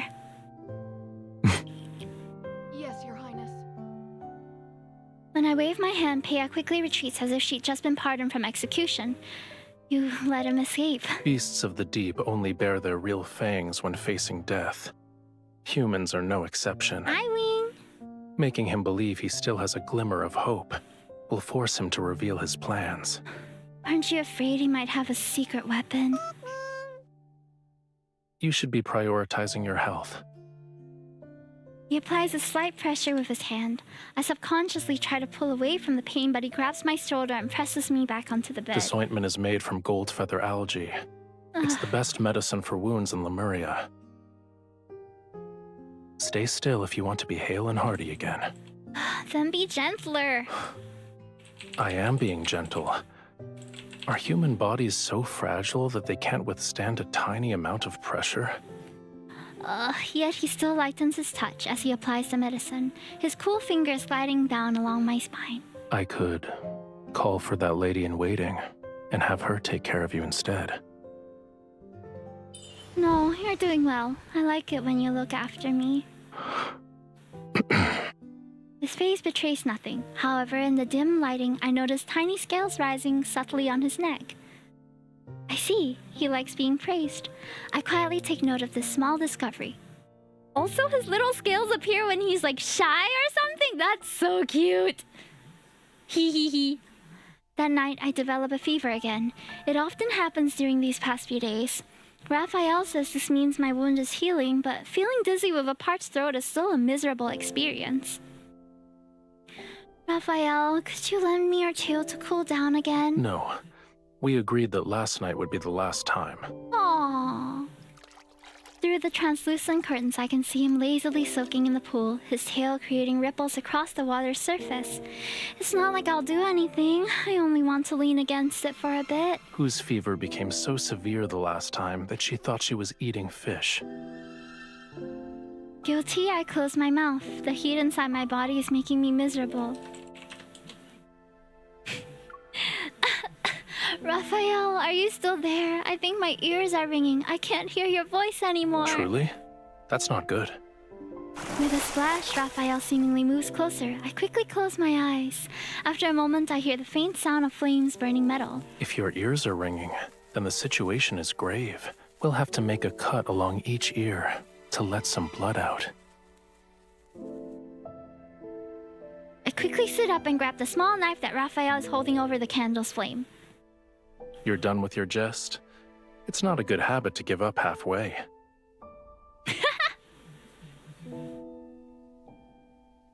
But in the end, he gives in. His tail is cool to the touch as I rest my head on it, and I meet his lower gaze. I can just imagine it's probably like one of those pillows with the cooling fabric, you know. So nice. How much longer do I have to wait for my wound to heal? You'll make a full recovery soon. The mirror beside me reflects a flash of red, and I see a floral pattern. It's slowly fading, but it's left behind a jagged, frightening mark.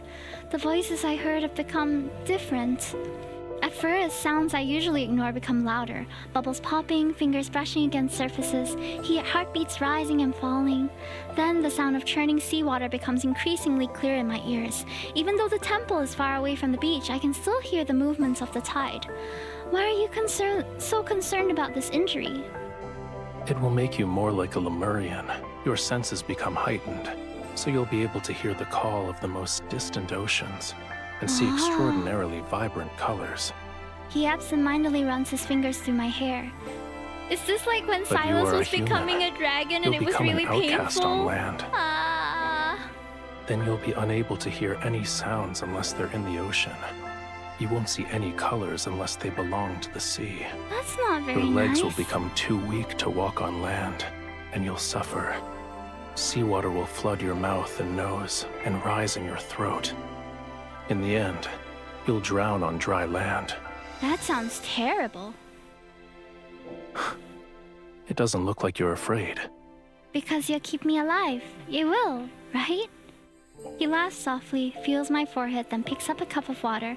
He helps me drink it. If you try to make excuses again tomorrow, there's no guarantee. I like when he takes care of us. There's so many tender moments in this myth. I already know they're just building it up so that I have to let it all go. As I slowly recover, Romero's short summer arrives. The scent of flowers which had been absent permeates the wind. At night, I climb to the roof of the temples and look at the port. The people are setting up tall platforms for bonfires. Perhaps they're preparing for the Sea Goddess festival once again, centuries later, to express their reverence for the sea god. It was once Romero's grandest festival. People would thank the sea god and pray for his blessing and protection. I already know that Raphael has no interest in a frivolous festival.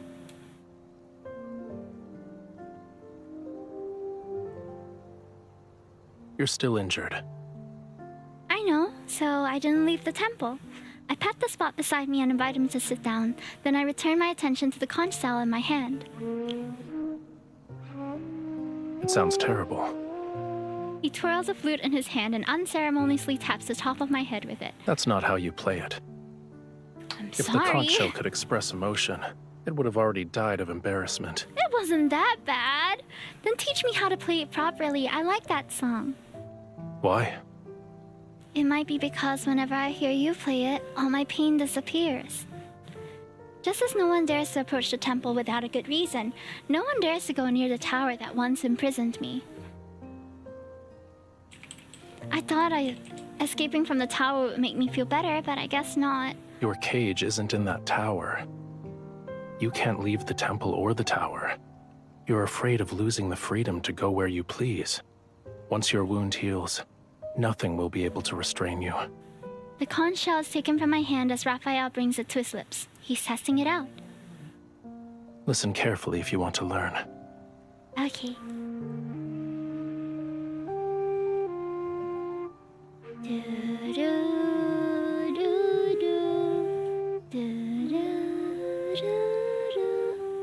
The melodious tune rises and it mingles with the evening breeze and moonlight before floating away.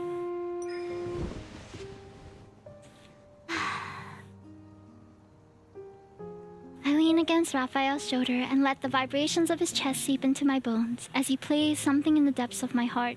This island, Stirs. this entire region, shouldn't be unconquerable obstacles in your search for freedom. No matter how many identities Romero's people bestow upon you, you aren't obligated to fulfill them. You need to be willing to accept those roles. One of those identities is the bride of the sea god. What if I don't want to be her? Then don't be. But I feel a bit reluctant to just let it go. I let out a long sigh and gaze at the lights that extend from around the temple to distant places. I used to love Romero. I wanted to protect it forever and save it from the prophecy. Unfortunately, it abandoned you. I'm just a tool to the citizens. They believe I will save their lives. Do you want all these people to disappear? If I said I wanted that, would you carry out my wish? If it would make you fall in love with me. I tried to imagine their deaths, but I doubt that will make me happy. Man would burn the world just to see us smile! Ah! What would make you happy then? When I don't respond, he hands me a long scroll. Those ladies in waiting delivered it. I look down and notice several ladies in waiting at the steps of the temple. They meet my gaze and bow nervously. I suppose they want me to preside over the rituals for the first day of the Sea Goddess Festival. I see. They're representing Romero in an attempt to win your favor. When the time comes, you'll have to confront many of the people who abandoned you. With apparent playfulness in his eyes, he brushes aside a strand of my hair and that the wind has blown across my face. How will you respond? What would you do? If it were me, His fingertip moves down and rests over my trembling heart. I'd ask this heart about what could make it happy. Ah! I don't know. What would make her happy? Okay, guys, I need a short moment to refill my water bottle and grab a quick bite. Not a heavy bite, just a couple of munchies because I can feel my tummy getting a bit hungry. So let's go on a quick 1 minute break. Okay, don't forget to follow me on my socials, and you can find solace on YouTube if, let's say, you would like me to, if you want to avoid the ads. Hi Brasmac, I see you, by the way. I'm so sorry that I haven't been answering the YouTube chat. Ember Rose Plays Game, I see you too. I haven't been chatting as much because we're trying to really immerse into the story, but we'll be resuming that shortly, and then I'll be chatting with you guys after the last, I believe 1, 2, 3, 4 more chapters. Okay. Please give me a moment. I'm gonna refill my bottle. I think he just touched your chest. No complaints there.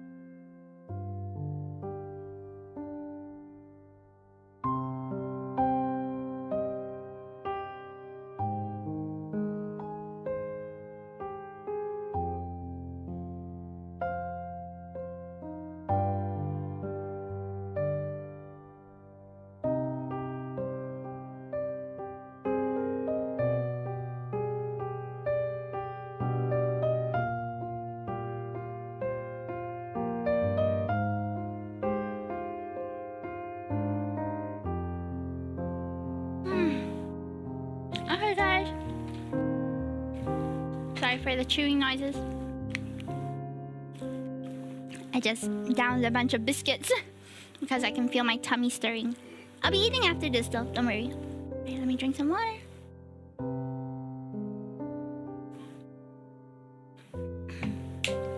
Can I eat a sweet first before we continue? How are you guys enjoying the story so far? What are your thoughts, if any?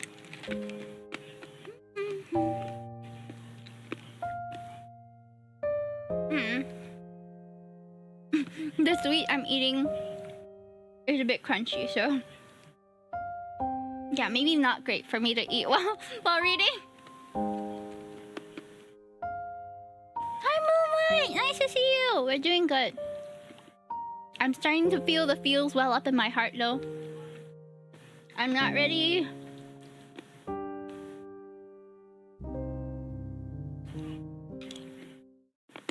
Okay. Sorry, I'm eating runts. I don't know if you guys know about this sweet.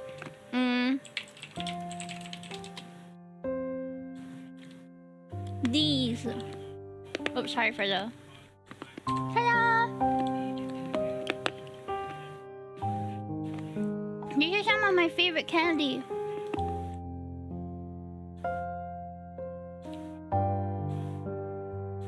So yummy. They're the Wonka Runts. And they're fruit-flavored heart candy. Yeah, I was having a banana one and a strawberry one.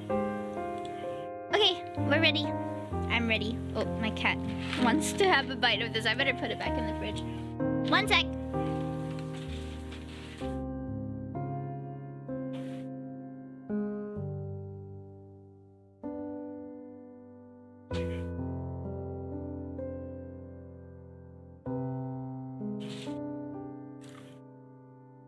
Oh, ayo. Sure thing. Thank you for claiming the sketch. Okay, hold on. Roman blossom.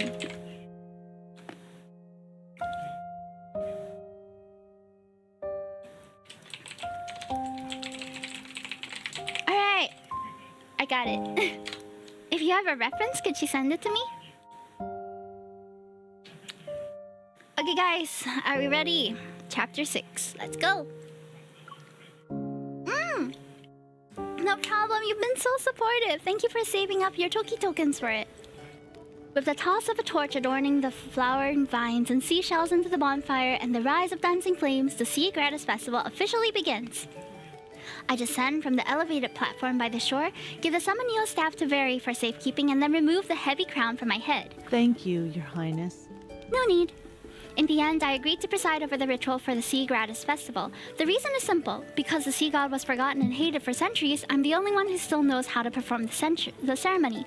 Of course, this ritual respected the sea god's opinion, so many of the complicated, extravagant elements were eliminated. Why did you think the sea god would enjoy a dance that looks like crabs are fighting?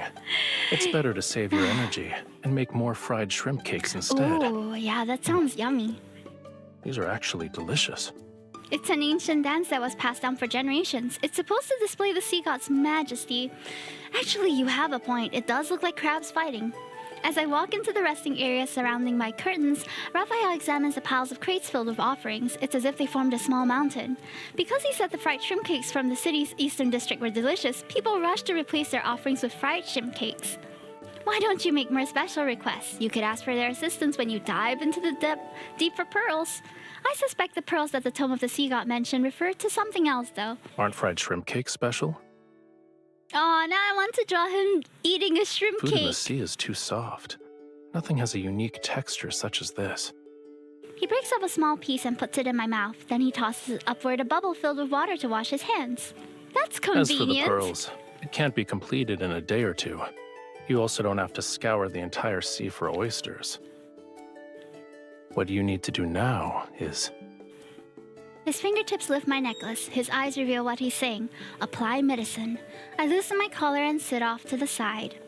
When I think about how this wound is almost fully healed, I feel a tinge of sadness. During the ceremony, I realized for the first time that the sea wasn't completely black.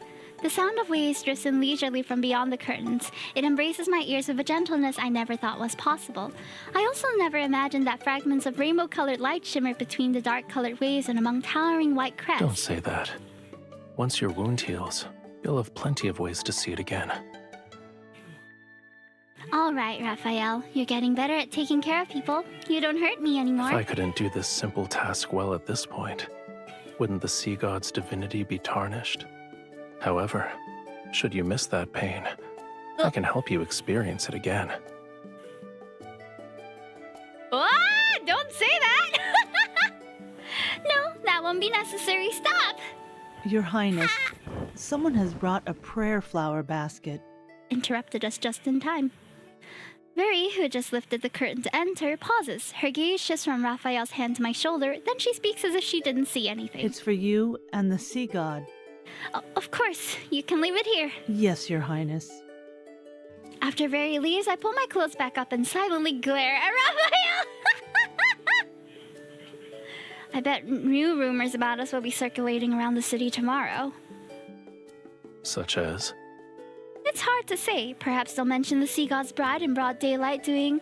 Oh wait, that's not right. The people shall speak of her doing this and that with the sea god in the dark hours of the night. What exactly is this and that? I don't understand. The prayer flower basket floats into Raphael's hands. He lifts up the red, blue, and silver ribbon, then he fiddles with the seashells under the inside the basket. What does this basket of seashells represent? It's one of the traditions of the Sea Gratis Festival. Every household prepares flower baskets filled with seashells to exchange with one another. The more beautiful the seashells, the more beautiful the blessings they represent. It's how one can convey well wishes. But why would anyone want to exchange seashells with me? I chuck that thought away and pretend to be interested as I take the flower basket instead. Oh, you can send it via DM, or you can send it here. I'll just copy-paste it somewhere. Having changed into lighter clothes, Raphael and I walk along the central streets of the city toward the tower. The moonlight and stars cast a blue glow across the night sky. They're like seawater flowing along the horizon as they rise and fall with the clouds and mist. Try these crispy fish. They're delicious too, and crunchy. They're slightly bland. Is that so? Maybe the salty seawater has numbed your tongue. I told you multiple times already. I'm not always drinking seawater because I'm in the ocean. I drop a few coins, ignore the starl in their somewhat bewildered gaze, and shove a bag of crispy fish into Raphael's hands. A decent number of people recognize us, but we tactically ignore their gawking. When did they put up that statue over there? I saw craftsmen hammering away at it not too long ago. At the end of the path stands an exquisitely detailed, majestic statue of the sea god. He wields a trident as he stands above the whitecaps. 1, 2, 3, 4. Wow, your abdomen is well defined. They're putting in a lot of effort into flattering you. Perchance a little too much. I love that this is a canon What do you mean? line. It's a faithful depiction. It's far more accurate compared to the previous sea god statues. The older ones were incredibly imposing and masculine. Their beards were longer than their hair. When I heard your voice for the first time, I couldn't believe you were the sea god. You sounded too young. You're not wrong. You saw it yourself in the sea god's tomb. Those sea gods had flowing beards longer than their hair. Good night, Lord Devourer. I took a moment to recall the statues I saw there. You're still the most handsome one. You have my thanks. He raises his hand slightly, and the seashells placed near the base of the statue shimmer with a crystalline light. It's akin to a silent response from a god. Seeing my questioning look, he smiles. I still believe humanity's faith is fragile. The slightest touch can shatter it. However, the meaning of festivals is equally important, whether they are here or where Whalefall City used to stand. Aww. Just for today, I can let them be happy for a bit. It's not difficult. Oh. Yeah, let's enjoy the festival together, Raphael. I hold his fingertips. Raphael, before you fell asleep, you must have been a likable sea god. Even though you've lost your memories, you still long for Whalefall City. You want to awaken all the Lemurians and bring them back to their homeland. Making unfounded judgments like this is usually a dangerous sign. Who says it's unfounded? On a small scale, you dislike human worship, yet you still respond to their wishes. On a larger scale, you saved everyone during the lunar eclipse despite the fact they hated and insulted you. And most importantly, I loved you once. It was enough to forge a covenant with you. At least that proves you're worthy of affection. You're worthy of being loved. Now it's your turn. I gave you plenty of compliments. Isn't it your time to compliment me now? Your eyes are bright. Your hair is soft. Oh. And you remind me of a proud little crab when you smile. When you're angry, you're like a prickly sea urchin. I've never been so happy to be called a little crab or a little sea urchin, Jack. I like that so much. I'm gonna save that. Yeah, my cat is looming over my iPad, by the way, so if she accidentally touches it, I apologize. Does the last part count as a compliment? Of course, if you lived at the bottom of the sea for thousands or tens of thousands of years, you would know how precious it is to see even a sliver of vibrant color. I open my mouth, but I'm unable to find the right words. The basket in my hand slightly sways. Oh, that's such a lovely line. He hasn't seen color for so long, and that's why he likes the vibrancy of the life on land. I lower my head and see a little girl slipping a pink seashell into my basket while taking another one.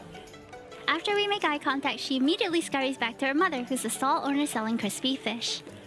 The stall owner struggles with how she should respond. Then she gave me a forced smile. See? The people here like you too. That's not it. It's... Whether it's belated guilt, cautious appeasement, or even more complex emotions that are impossible to articulate, I can't say. I haven't done anything to deserve their affection. It's because you're you. His hand covers mine and it moves past the tricolor ribbon on the basket so his fingers can intertwine with mine. All endearing words suit you perfectly. Oh! This man is so romantic! So good. Love and therapy before they punch me down again! By the time we return to the temple, there are a few more colorful seashells in my basket. It's not a lot, however. I hang it by the windowsill and see Raphael is about to approach the pool. I quickly run over to stop him. Wait, there's still something we need to do. This and that in the darks of night. I take out the floral liqueur I had very prepared and pour it into... Ooh, we're drinking! We celebrated with everyone else. Now it's time for our private celebration. The Sea Gratis Festival is also for lovers. People collect elderflowers during the spring and use them to brew a liqueur. You're supposed to give it to your beloved on this day. Does this contain your entire spring's collection? I bought it. I was still locked up in the tower in spring. It's all right. I don't mind. Raphael picks up his glass and gently clinks it with mine. The floral liqueur is sweet and pure. After drinking it in one go, I refill both glasses. Let's go! Now that it's another just the two of round. us, is there anything you want to say to the sea god? To me? Oh. Huh? During the ceremony, your chants were filled with other people's words to the sea god. They were not your own. Don't you want to tell me something? Maybe I can make a wish come true. Ah! I wish you could fall in love with me soon. I hope you'll succeed in your revenge. Don't become the... Ah!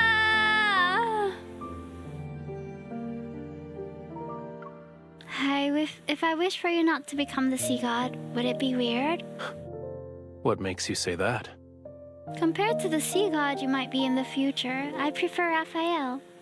I don't want you to forget that name. I'll need your assistance then. Help me ensure this name and these memories are deeply engraved in my heart and soul. Make it so erasing them is impossible. As our glasses clink and the floral liqueur slowly disappears, Raphael suddenly holds his hand out to me. You told me that during the Seas Gratis Festival, humans exchange seashells to give blessings to each other. I've already given you a seashell. Shouldn't you give me something in return? So many jokes that we could make with this, but we are not going to! I touch the seashell necklace around my neck. I rack my brain for what feels like ages, yet I can't think of anything that would be of equal value. I slip a pearl ring off my finger. I've worn this since I was a child. It's not the pearl that the Tome of the Sea God told you to find, but... I'll give you a blessing that only belongs to this ring. May all your wishes come true. When the time comes, remember to take me to Whalefall City. I heard that rings are often gifts that symbolize romantic devotion in the world of humans. Does this mean you've fallen in love with me?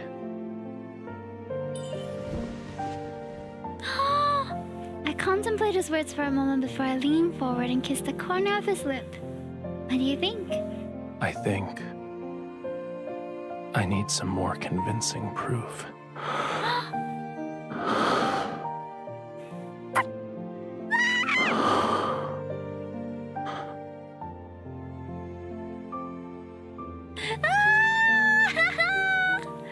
That night, the sound of the waves draws closer. Gentle, melodious music mixes with the laughter.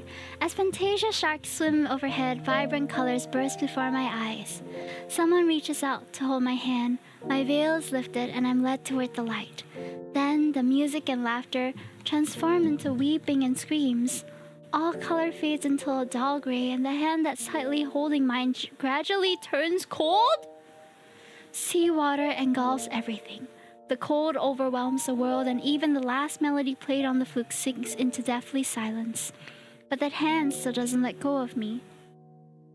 What's that supposed to mean? That's a cryptic dream, girl. When the sun rises, come to the beach. I'll take you somewhere special. On the last day of the Sea Gratis Festival, I wake up and find a note Raphael left beside my pillow. Rosy daylight spreads across the horizon and paints the sky in distinctively warm colors. Yet, the wind carries an unusual chill. There's a smell. It's a repulsive, fishy stench. I swiftly draw my silver sword and block an attack that was aimed at my heart. Yet something akin to sharp claws pierces my shoulder. It's like a coiled tentacle that's covered in thistle-like barbs. They dig deeper into my skin while I struggle. It's been a long time, bride of the sea god. No! So that's where you went, Hawkern. Still maintaining his sanctimonious facade, he emerges from the darkness. Behind him, several grotesque, elongated shadows extend outward. You were waiting for me. Your trap is too obvious. The toxin from the barb seeps into my body. My blood, my body becomes numb, but I doubt I'll dump for it. Too bad. Ah! The sea god deceived you with a few empty words. You're still under his spell. Do you actually believe he'll save you? He'll only lead you to your death for his own selfish desires. His eyes gleam with malicious intent as my consciousness begins to fade. Traces of light are gradually devoured by darkness. Don't resist. Now then, follow me. No! Everything I've done is for Romero. I want to prevent it from following. Oh, yeah, monologue. I don't even want to listen to him talk. I'm not gonna give you the light of day. I'm gonna skip past all of Hawkern's damn speeches. I'm gonna skip all his dialogue. Waster of my time. The pain in my shoulder wakes me. As I open my eyes, I find myself in a cage I know all too well. My hands and feet have been shackled. Seeing a putrid, filled with fishy smell, I see a massive, grotesque shadow on the wall. It's accompanied by the sounds of something vicious being torn and peeled apart. I suddenly recall the spell he cast on me, the one he used to control me. Indeed, it's an ancient. These magics can't be. You're no longer human. So, to save... The shadow on the wall suddenly contracts. A moment passes and it slowly returns to a humanoid form. With so many sea monsters parasiting your body, aren't you afraid they'll eventually devour you? You'll be turned into a real monster. The human... I need a butt Nothing? Noticing the countless festering cracks and deformed joints in his hands, I feel nothing but shock and pity. Recalling his talk of Lemurian and the implications of his recent words, a theory forms in my mind. Are you a Lemurian? But you were born and raised in Romero. Lemuria was destroyed tens of thousands of years. He yanks the chains and I'm forced to look into his eyes that are filled with ominous darkness. What? He seems to have lost his mind with his obsessive delusions and hatred for Raphael. However, his words aren't complete nonsense. Provoke him! You're making up baseless claims. How are you so sure that killing Raphael will resurrect Lemuria? Perhaps everything you're doing is wrong. Maybe you're the one who will truly destroy Lemuria. Everything I do. The wound on my shoulder is torn open again. I endure the pain and continue speaking. Then how is this related to you kidnapping me? Don't you... A tentacle tosses something at my feet. It's a small fractured stone tablet. However, I recognize it instantly. The Tome of the Sea God. It's very similar to the one in the temple. The patterns and text are almost identical. It was as if it was broken off from the larger stone tablet. You are the The blood from my shoulder drips onto the stone tablet and the blurred text remains a faint golden glow. Find a true love, when blessed with true love's kiss, claim her heart by your own hand. A heart pure, flawless, and filled with love, best offering can give to Lemurians. The prophecy from the Tome of the Sea God that I read was incomplete. Do you truly... Hawkern gives me a mocking gaze that's filled to the brim of contempt. Ah, I knew that was coming up. We did read part of the Tome of the Sea God in the previous myth before. I don't believe you! What a... You don't need to know that. How? Ha ha ha ha! Hawkern pulls out a bottle covered in verdigris and unscrews the stopper. An eerie vapor drifts out. Oh. See. I hold my breath, but the eerie vapor seeps into my skin in an instant, invading every fiber of my being. Within moments, dormant memories awaken like magma breaking through frozen earth. It burns every blood vessel and nerve within me. Ouch! My mind is plagued into chaos, yet something gradually comes into focus. Are you willing to be my follower? Oh, I remember this.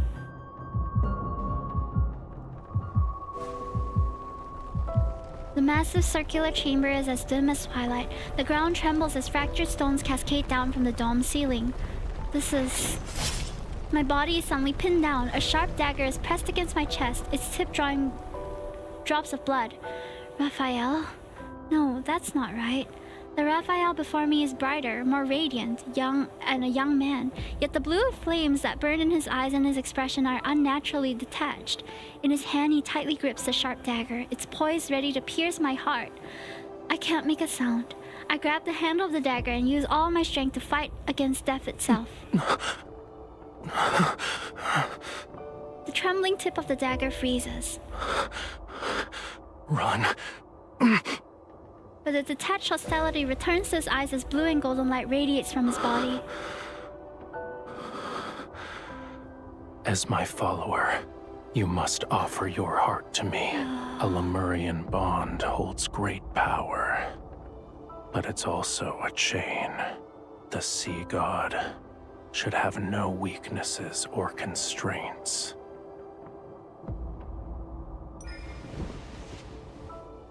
My struggle is futile. The blade sinks deeper into my chest. Blood falls as the pain spreads. This is a flashback, Draco. There's a loud crash and the restraints on my body loosens. Raphael leans against the wall that's far away from me. Pain has contorted his face. Inside the stone niche burns a gentle yet feeble flame. It's so weak that a breeze could extinguish it. Stay away from me. Those dark blue and golden lights still surround him. However, the blue flame in his eyes have been extinguished, or rather, suppressed. You cannot stay here. Lemuria's flame requires the hearts of our followers to sustain it. This is wrong. Should it continue, 'tis only a matter of time before I lose control and hurt you again. You must find a method that will allow it to burn forever. That shall be Lemuria's true path. The flame from the niche gently floats to Raphael's fingertips, then it transforms into countless delicate threads of light that flow towards my chest. Shocked, I try to break free, yet I find myself bound by those threads. A strange, warm power flows into my heart. There is a legend. It says the wick of a flame exists in the place where all oceans converge. Find it, and Lemuria will be enveloped in light and endure forevermore. Oh, there's a way to save Lemuria? Lemuria, sorry. Water currents embrace me and carry me out of the temple. From a distance, Raphael gives me a gentle smile. I shall ensure Whalefall City remains exactly as you remember it. No. Until the day you return with the wick. Oh no, This is my what promise happened? to you. What did we not manage to do? For 'tis Lemuria's vow, a bond everlasting. I go. But we know that Lemuria has fallen already. Despair and blood pervade the seawater as thunderous ruination buries all cries and screams. I desperately try to push away the darkness before my eyes, but it feels like my body is trapped in quicksand. The more I struggle, the more I suffocate. That human deceived you. A human stole our flame. Lemuria will perish.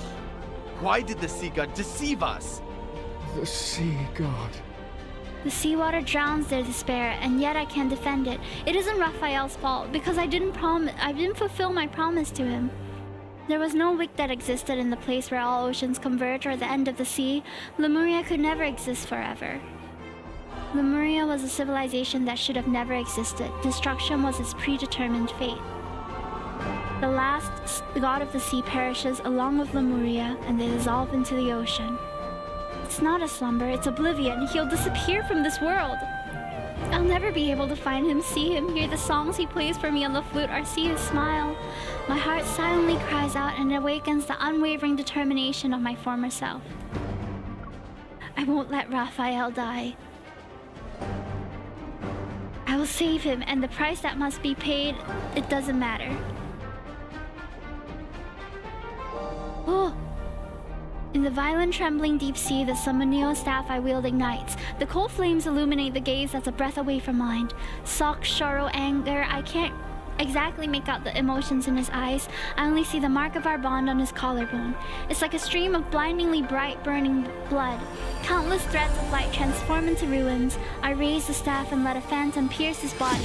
I hear my own heart as I speak. Every single word is a part of a merciless command. Oh my god. With the power of Lemuria's vow, Raphael, you shall be forever imprisoned here until Lemuria welcomes the opportunity for rebirth. Until the world reaches the moment where you can be awakened. The divine gaze, once clearer than seawater, transforms into the black tide. It freezes when he looks at me. You betrayed me. Once the seal is complete, he's plunged into the depths of the abyssal waters. I hear a deafening sound as if the entire ocean is being split apart. Boundless black waves surge from all directions. His dissipating figure becomes rain that falls upward. Whoa! I'll cut out your heart with a dagger honed to my darling, and in love's faith, your heart will become my faith. Your body will be washed clean, shine like a pearl. I will care for your heart. Till we meet again and you reclaim it for yourself.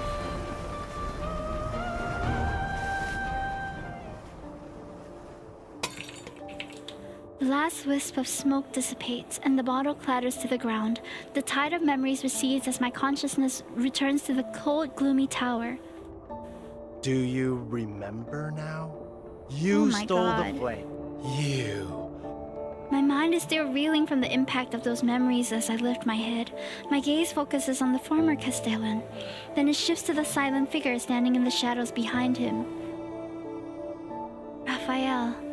I don't know when he arrived, however, his cold gaze has told me everything. He saw my memories as well. Håkon continues his endless monologue, but I can only hear chaotic noise. I stare blankly at the figure before me. Our gazes lock and we freeze under the moonlight. My thoughts also seem to have been frozen in place. We'll deal with him first. A faint whisper that only I can hear reaches my ears. I give a slight nod in response. He will kill you if you want to live.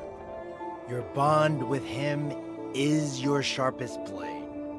I remember. I was the one who sealed Raphael. I try to speak as calmly as possible. But I'm also responsible for Lemuria's downfall. Why is Raphael your only target for revenge? Don't you hate me too? Of course. However... Remove my shackles then. Can I do anything if I'm like this? I lift my chin slightly. You better hurry. He's already here. A tall, slender figure appears under the moonlight. Raphael raises his hand and summons the tiebreaker trident. How come... The chains that bind me snap. I rub my sore wrist before materializing a silver sword and take 2 steps forward. In the suffocating silence, Raphael is the first to speak. It was you. You let Hawkern escape on purpose. He was used as bait so you could find out who sealed you away, and that person is me. Correct. The greatest weakness of Lemurians is that bond. And a sea god cannot have weaknesses. He must kill the person who forged the covenant with him. That way, there will be no one left in the world who could restrain or threaten him. And only then shall he become an invincible god. Regardless of whether it's for Lemuria or for myself, I must kill you. Ah, doomed lovers! He speaks these cold words. Although I know it's just an act, I can't help but think, perhaps these words also contain his true feelings. We don't need to say anything else to each other. I raise my silver sword as lightning flashes at the tip of the tiebreaker trident. Blue fiery power surges around Raphael's body. Farewell, bride of the sea god. When the tip of my sword clashes with the tiebreaker tridents, our weapons are diverted to the side.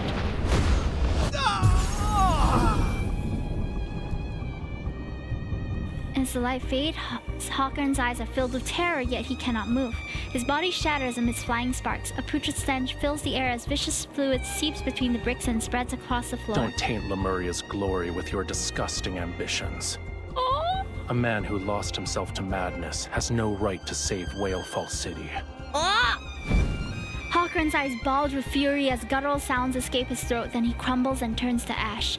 Raphael withdraws his trident and brushes away the dark embers from his body. Your hand.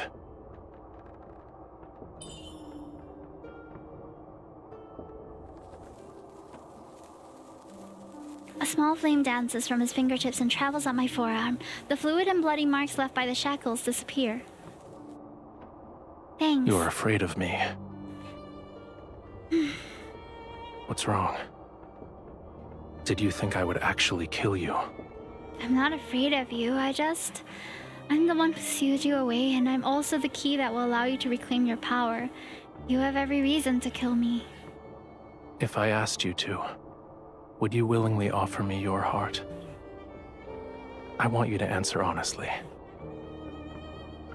This heart has always belonged to you, and I promised it to you before, so yes, I'm willing to return it to you.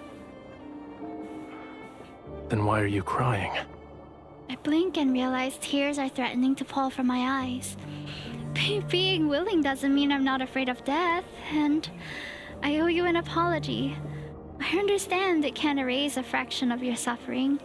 His fingertips is cold as he presses against the spot where my beating heart is. Our noses almost touch. We're so close that one breath would close the distance between our lips. What I want is a heart with pure and utter devotion.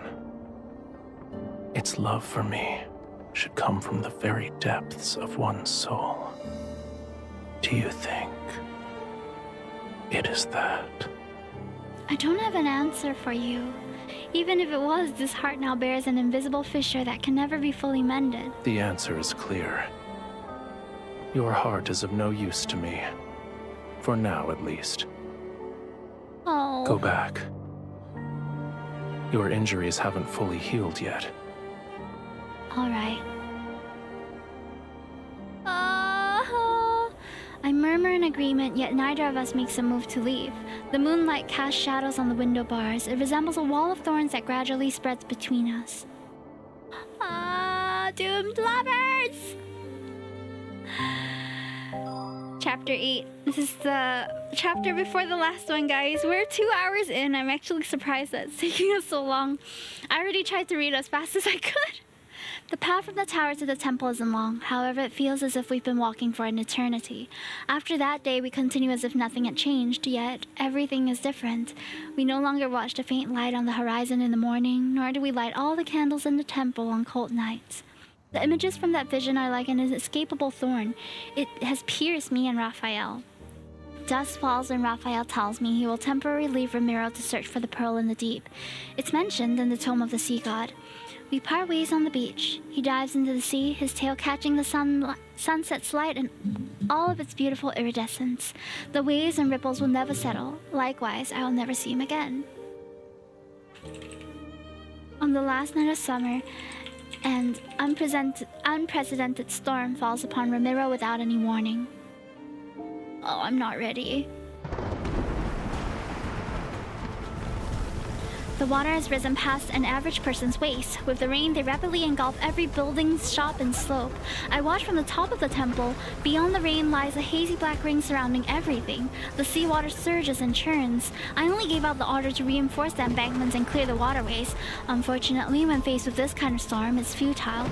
Another building collapses. The rising water carries the rubble and people screams in all directions. Someone bobs up and down in the current. The black water carries them toward me. Oh, Peya! Help me! I recognize her. She's one of the ladies in waiting who served me in the temple. Help! Countless images flash through my mind. They overlap and intertwine. The faces of people below the tower, those looks of disgust or apathy when I was forced to perform the waiver ritual, the smiles of people who sent me invitations and exchanged seashells with me during the Sea Greatest Festival.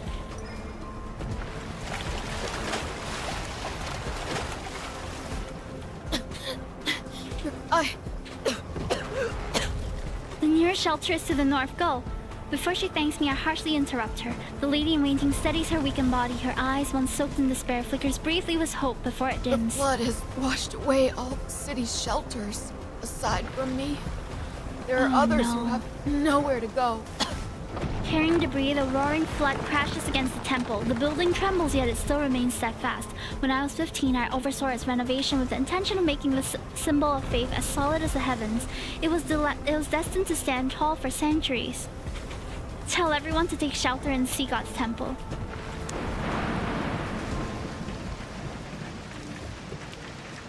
Your Highness, we did a search and People who escaped the storm are put into small groups in the main hall. They anxiously watch as I stand next to the statue of the Sea God.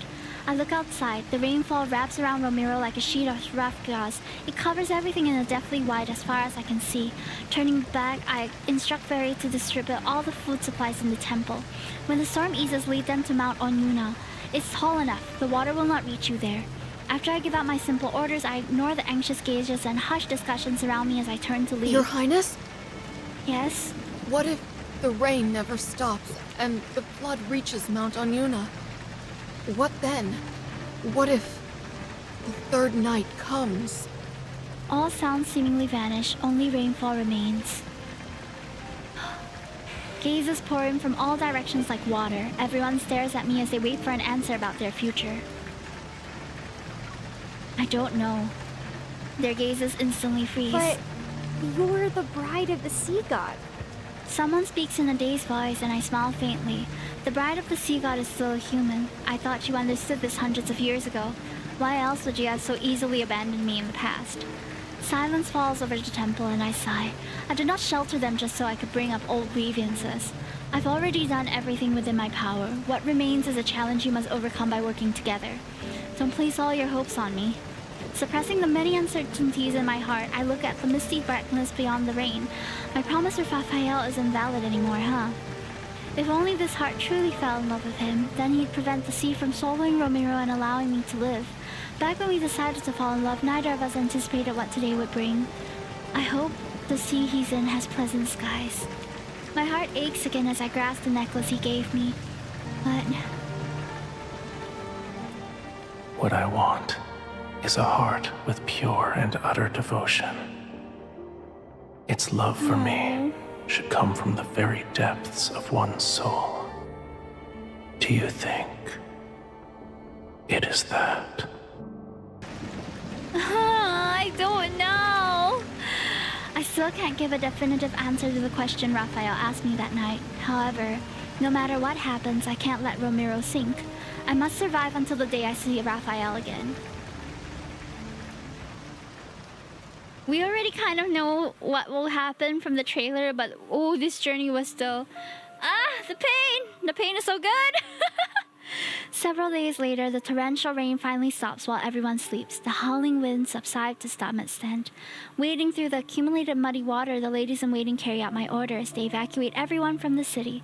I press my faintly aching temples. I'm unable to dismiss the ominous premonition lingering in my heart for some reason. I look up. The moon has vanished without a trace. Moonlight drowns in murky gloom. Within the blink of an eye, black clouds swallow the last trace of light from heaven and earth. The eclipse! After being momentarily stunned, I finally realize that there are no black clouds in the sky. A massive wave is rising from the sea. Very, take everyone back to the temple.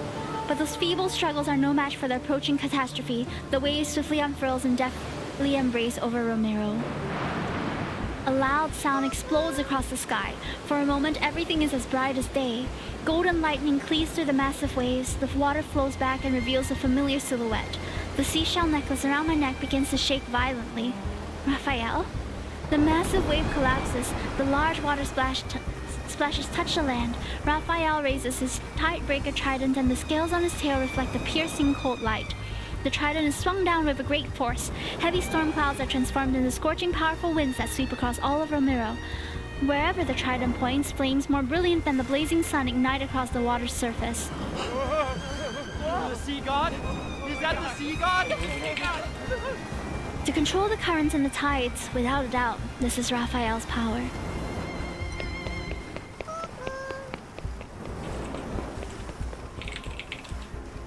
Oh, he's glowing! Like mountains, the towering waves are stacked on top of one another. They spiral upward under the force of wind and fire to form columns of water that pierce the sea like spears. The violent ocean is suppressed by the sea god's ferocious power. Fire clashes against the seawater that had rushed into Romero, and the sea is forced to retreat. I run towards Raphael by stepping on the scattered floating debris that once made up a seawall. Only one thought races through my mind. Faster! I need to go faster! Ahead of me, Raphael stands amidst unquenchable flames. His long hair is disheveled by the wind. Raphael!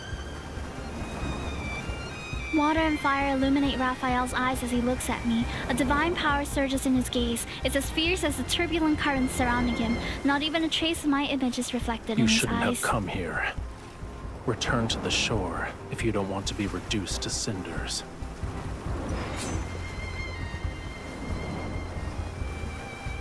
I swing my sword to create a gust. It cleaves the flames, and I leap through the opening to reach Raphael. Ignoring his trident that's positioned as a barrier before me, I grab his rigid arm and forcefully intertwine our fingers. This is exactly where I should be. Death will greet those who attempt to wield a sea god's power with a human body. But I'm the one who has a bond with the sea god.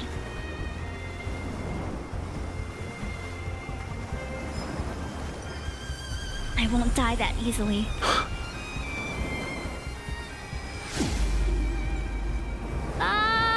His little puppy eyes! As soon as we resonate, a scorching heat that feels like it could burn everything spreads from Raphael's palms to my body. Divine power surges. At the same time, something else flows into my heart. In my daze, I realize it's everything Raphael has never put into words. In the dark depths of the ocean, the sea ritualist hymn drifts down ethereally from the surface. It awakens this anticipation that has been suppressed for eons. During one of Romero's short summers, the indifferent sea god's heart experienced pure contentment and joy for the first time. After he left the temple with the excuse of searching for the pearls, the wave undulated like his fluctuating thoughts. All the time that we spent together, my feelings for him were never unrequited. Raphael supports my waist as he hugs me from behind. His embrace is scorching hot. Feel it. Now wield it as if it were your own. Divine power collides with my nerves. My blood boils as my eyes become the same color as Raphael's. Power representing heaven and earth advances between our fingers. The last wave that threatens Romero is intercepted by fierce flames. Powerful resonance! Suddenly, the wave freezes just as they're about to surge forward with a howl. A beam of sunlight breaks through the thick clouds and shines upon me and Raphael.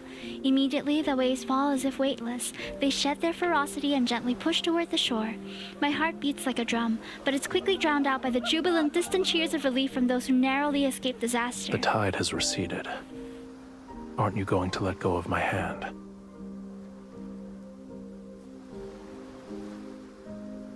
I turn my head. The burning divine power in Raphael's eyes slowly fade, and they return to what I'm familiar with. I tighten my grip on his hand. What will you do if I don't let go? A long time passes, then he smiles faintly. Keep holding it. Neither of us will let go first. Ah! Okay. We're on the last chapter, chat, and I am not ready for this. Brace yourselves. Houses that were once submerged reappear. The ships, once swept away, are pushed back to the shore by the waves. People emerge from the temple where they sought refuge, and they slowly begin to rebuild their homes. After finding some medicine in the temple, I return to the shore by the port. Raphael's leaning against the rocks. His eyes are closed and the dim daylight covers his body. His complexion looks paler than it actually is. He's asleep.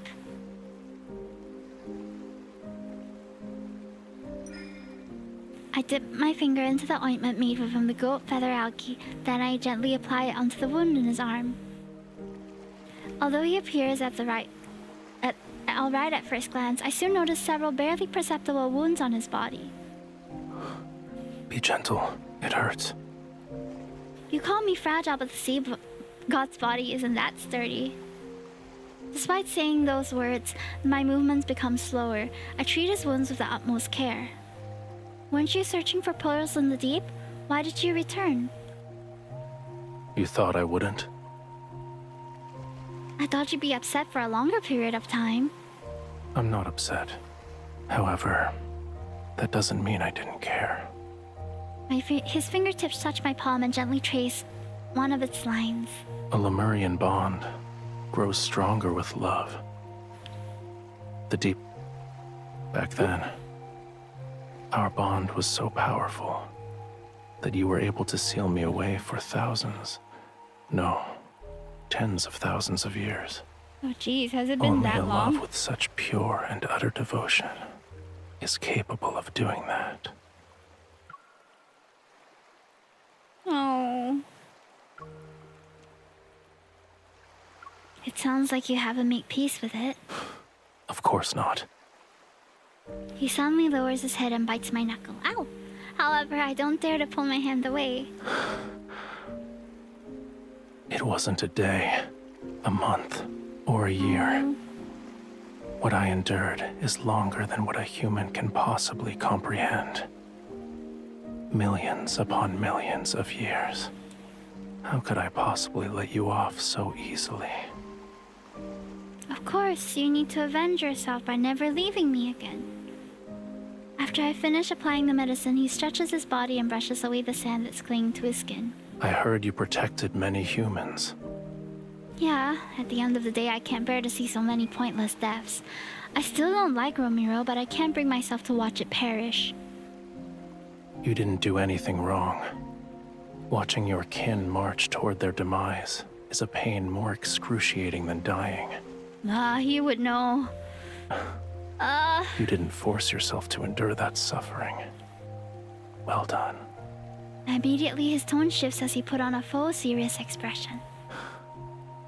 However, I do have objections in regards to letting those humans turn my bedchamber into a filthy mess. It's not that bad. At least your pool is cleaned. I already ordered a few people to clean it. I promise your bedchamber will be spotless.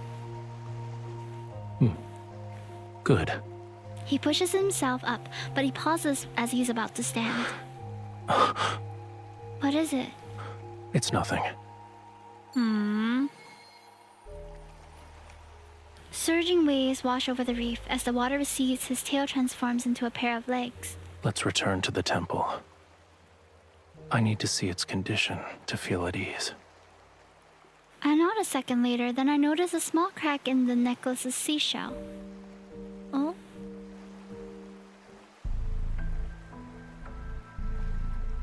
After that day, Romero gradually returns to his former state. There are no more sudden high tides and no more unexpected storms. The text in the Tome of the Sea God remains the same.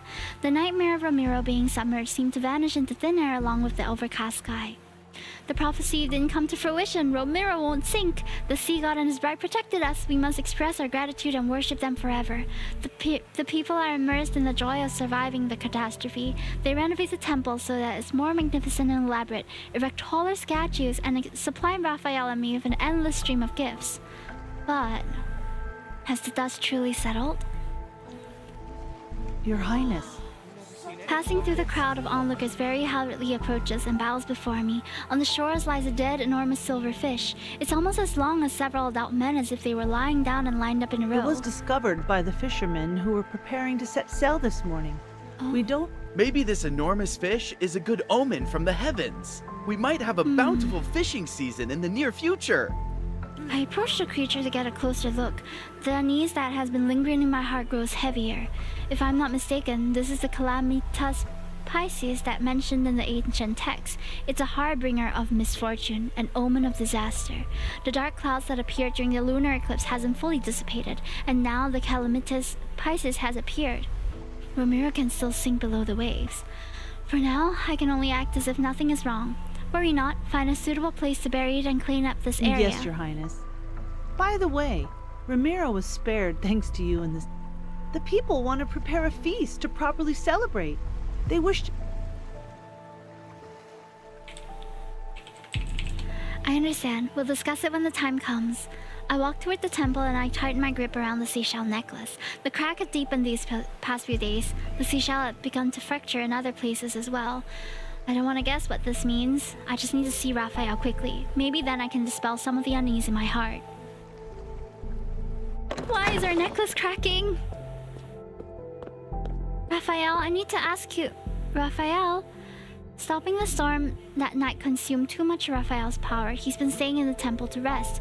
Yet right now, I sense something is off. I don't hear the sound of flowing water by the pool. When I left, he was still dozing by the water's edge. I rushed to the pool only to find that the springs have dried up.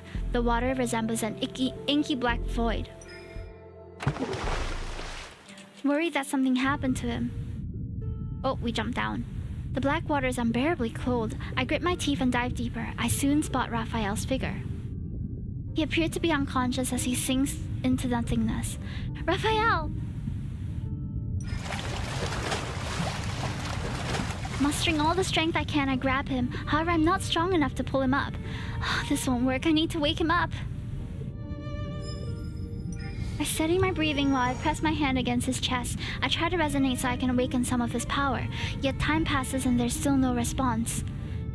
His power is like the dried up spring. With most of it gone, it cannot respond to my resonance or voice. Why is it like this? After the initial shock, I'm momentarily at a loss. Then I notice the churning currents rushing into the deep.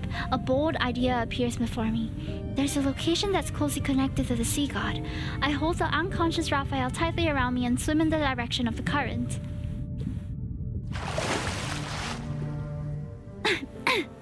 Fortunately, my guess was correct. The pool's current is connected to the sea itself, which allowed me to successfully get Raphael out of the temple. I prop him against the reef, recalling how he summoned the Fantasia shark.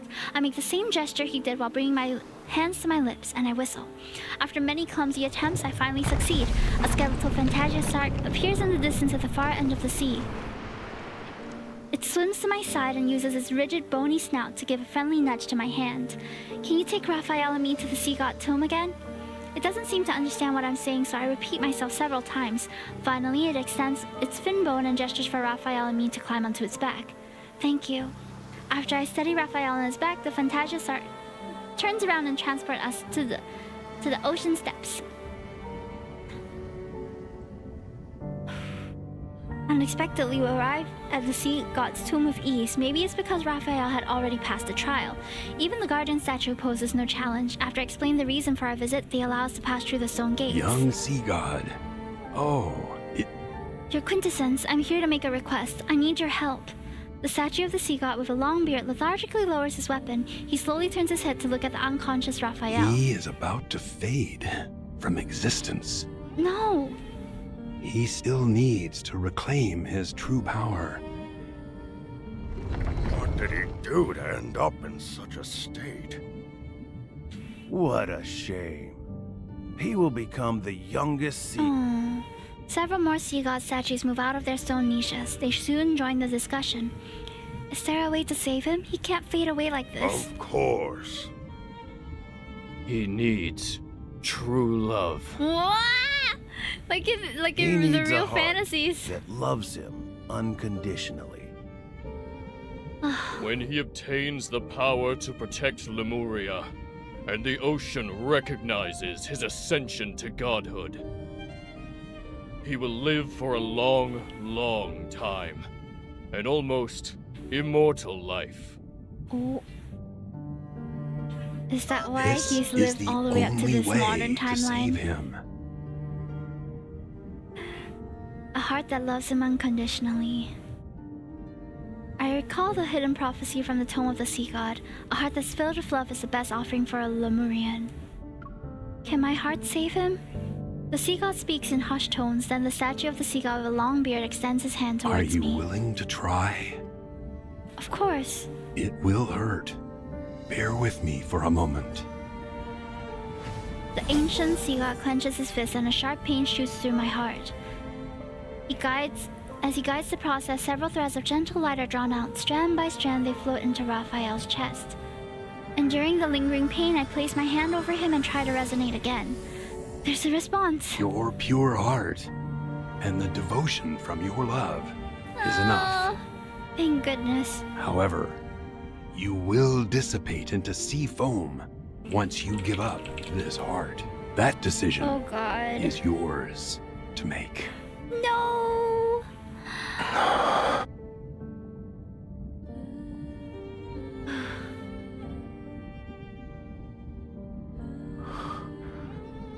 The sea god's tomb.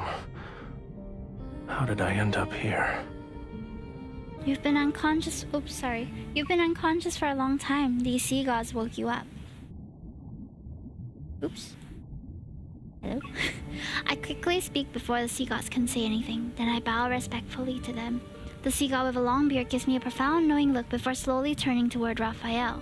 The last sea god of Lemuria. May you find true salvation. Thank you. The sea god statues slowly retreat into their niches. Raphael turns around and I meet his intense gaze. You're hiding something from me. You're the one who's been hiding things from me.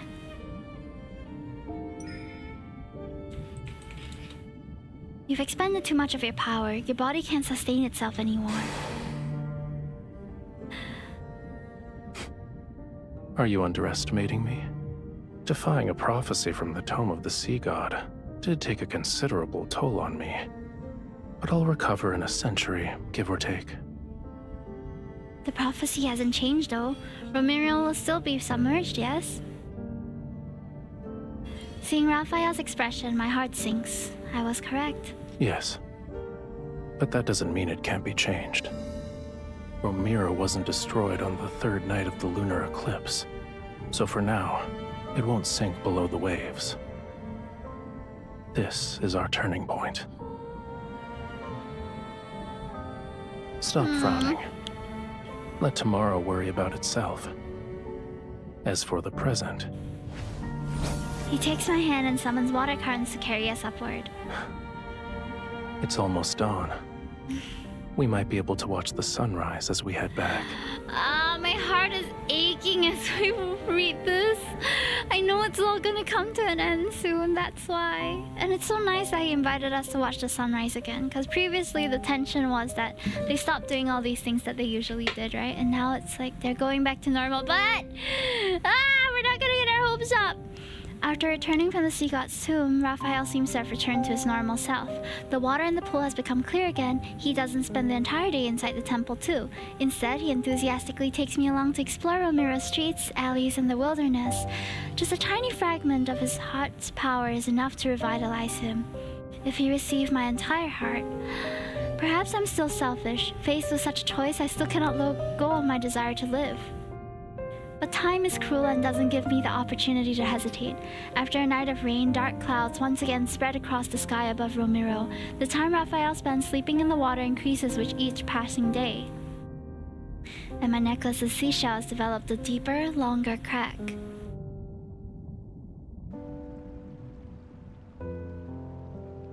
Raphael, the sky is cleared. Should we go on foot to the Mount of Anyuna? The rest of my words are stuck in my throat. A large segment of Raphael's tail that's immersed in the water has turned a dull gray-white. You're overthinking it. Humans have all sorts of hair colors. Why can't my tail change color? So, what were you saying about the foot of Mount Anyuna? I was just wondering if you'd like to go out for a walk. He pauses, and his tail sways gently beneath the water's surface. I'm not in the mood. You can't turn your tail into a pair of legs anymore? Your imagination is getting wilder by the day. Oh. He parts the ripples on the water's surface. Under the undulating waves, his tail transforms into legs. You wake me from my peaceful nap and throw an accusation. He adjusts his position to rest his head on my lap, and he closes his eyes. You owe me a sweet dream. All right, all right. I gently stroke the top of his head and lean down to kiss him. The seashell around my neck dangles. It sways in front of Raphael's peaceful sleeping expression. The cracks on its surface are glaring. I grasp the seashell and gently try to wipe away the marks. I pretend not to see the scales on his legs. I pretend Raphael isn't showing any sign of something being off. I pretend that everything on this land will remain as peaceful as it is today. No! Ugh, my heart! Bouquets, lanterns, music. The plaza and the port is like immersed in the sound of celebration. It's like a grand farewell ceremony to disaster. Raphael stands far away from the humans. He watches the figure who's in the center of the crowd. She seems somewhat uncomfortable with the amount of enthusiasm. Slowly, however, the corners of her mouth curl, a slight smile appearing on her face. He recalls those long stretches of time at the bottom of the silent ocean. The only sound he heard was the faint rattling of chains. With his eyes closed, he would construct an illusionary world in his mind. He would imagine the splendor and wonder of Whale Fall City, the place that had been long forgotten. Then a different voice broke into his world one day. Stupid tome of the sea god, you're worthless in every sense of the word. If you're actually useful, you would have revealed the sea god's location. What gives you the right to only disclose the whereabouts of the bride of the sea? It was a discourteous voice. It could be considered too loud to a certain extent, yet it was like the sun that occasionally appeared above the sea. He realized it was impossible to dislike. Using what little strength he had, he spoke with her for the first time. Perhaps their ending was already predetermined from that moment. No! The sea god must kill his bride. To truly ascend to godhood, he must destroy their bond. He refused his fate before, but now he doesn't want to accept this either. We might have to actually bid each other farewell. He recalls the moments when she first spoke his name. With fingertips stained in their blood, he traced his name into their palm of her hand, one letter at a time. Even so, he couldn't intertwine his fate with hers along with the lines of her palm. In this way, they were spared from separation. No. I need to leave Romero again. We won't be seeing each other for some time. I frantically searched for Raphael's figure in the crowd, but I could only catch a message of the sea breeze carried to me. Fortunately, our bond guides me to him. In a lit corner, I catch Raphael's fingers.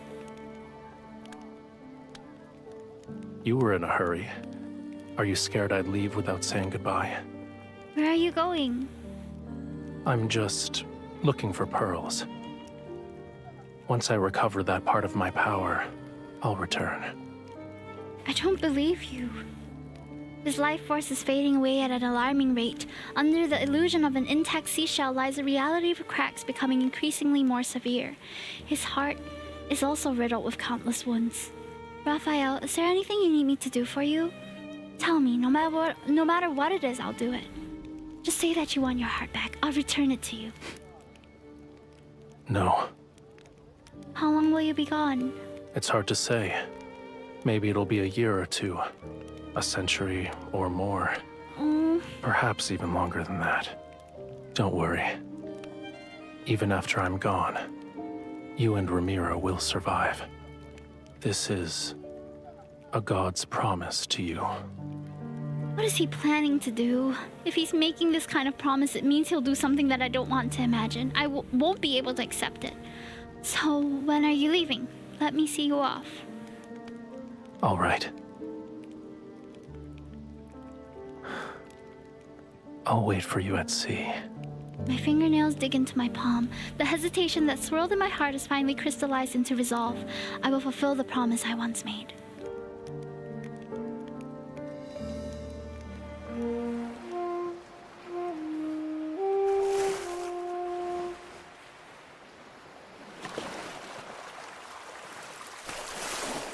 Hi, Raphael. It's a simple melody, yet you still haven't learned it properly. I'm not very musically inclined, not like you.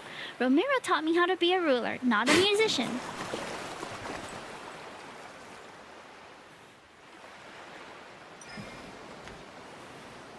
Listen not carefully. ready. This is the last time I'll teach you.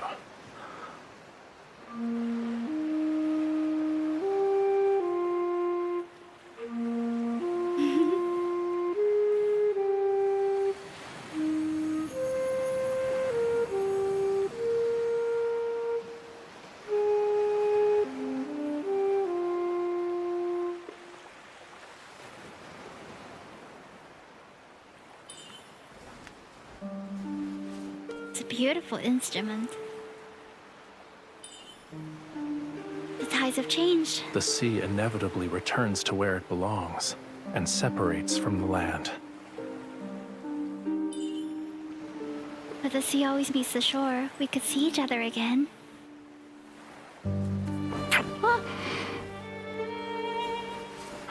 Oh.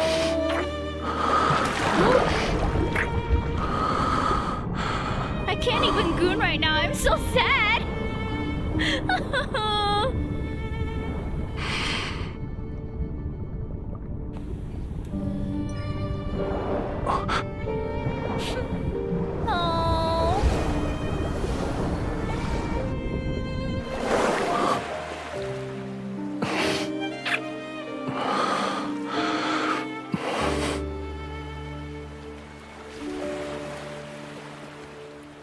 You want to say something else?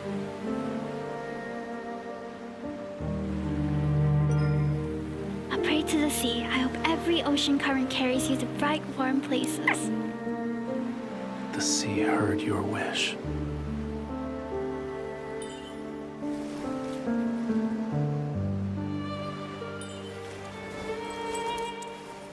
You said it was once part of your heart. It's time to return it to where it belongs. The place you hold in my heart far outweighs this little scale. Because of my selfishness, I took that heart from you. He's so beautiful, but this is so sad. I'm gonna take a screenshot. I don't think I can bear to play this again.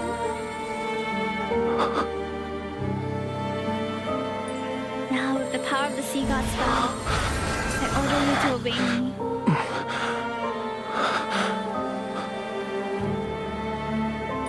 Reclaim this heart and end our everlasting bond.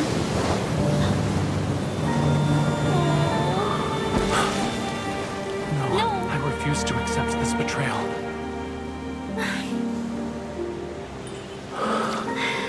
This heart can save you and Romero. The sea god doesn't need this heart. Our bond, it cannot end this way. I won't allow it. Although our covenant has been broken, I become one with the sea. The text goes really fast, but I'm too caught up in the feels to read. Oh, it's like the Little Mermaid, where she turns into sea foam. Some people observe that his shadow makes a full round, so he really stayed there from night to day, day to night. Oh, Raphael!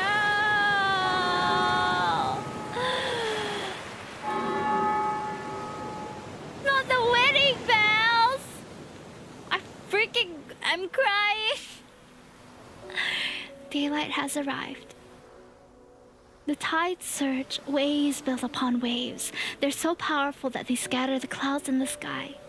The black seawater bleeds crimson, then the red fades and takes the darkness with it. The sea's original azure hues reappear. The bells in Romero toll ceaselessly as massive waves engulf the world. The land is transformed into a seabed. Oh. Seawater envelopes every house, every patch of soil, every mountain range. It whispers and returns the memories from millions of years ago. Everyone steps onto a strange yet familiar homeland. They breathe the air that flows in the seawater. Lemurian memories awaken in their blood. Was Romero... Oh! Phantasmal whales leap from the water and return to the sea. They swim through the city that has been reborn. Whale Falls City. The sea god stares at his hand. There lies the pearl ring given to him by a young woman. It still gleams with a lustrous radiance. It gently encircles his finger. It's like her embrace that never let him go. It shall keep him bound to the sea evermore. No!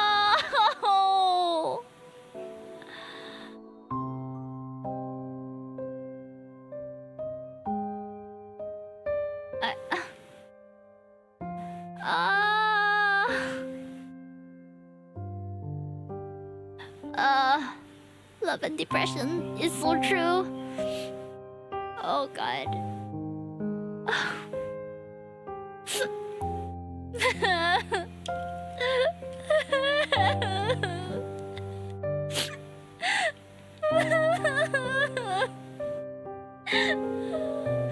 Oh goodness. I can't bear it. They do this to me every time. Every time there's a myth, I end up sobbing. Oh god.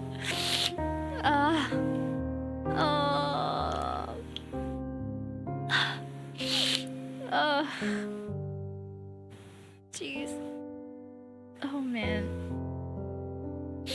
Well, thank you for joining me for that story.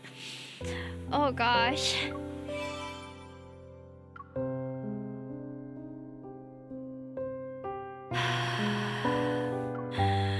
I'm fading. Well, I shed a few tears too, man. That was really good. I'm telling you, I love this. As much as I love it, it hurts me so much. Why they gotta do this? They have to. They have to upkeep the tension, you know? It makes for a good story. We're the sea foam and we are now forever with Raphael. Tiny bubbles that follow him. Yeah. Well, it seems like he regained all of his power after that. So that's why he tried to... So, I think the consolation that we can take with this story is because MC is... In this story, or in the world of Love and Deepspace, our main character has the ability to be constantly reborn. That's how they justify like the different timelines that she's lived through and the different romances and romantic interests that she's had. She's the same person, but she's lived many different lives. So you may getting soggy as the sea, yeah.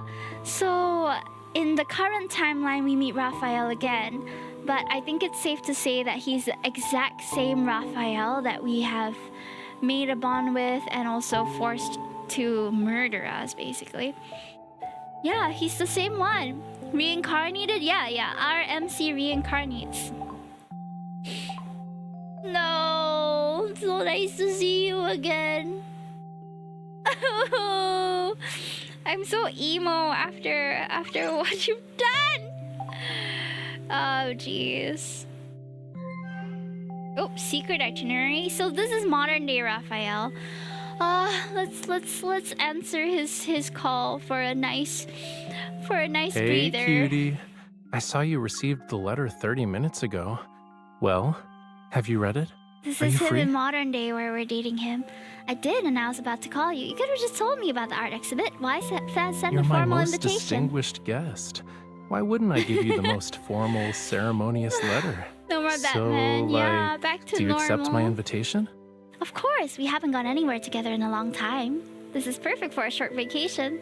But the secret itinerary in that invitation mentioned, I have to hand over a report to the association the day after the exhibit. I'm not sure if I'll have enough time.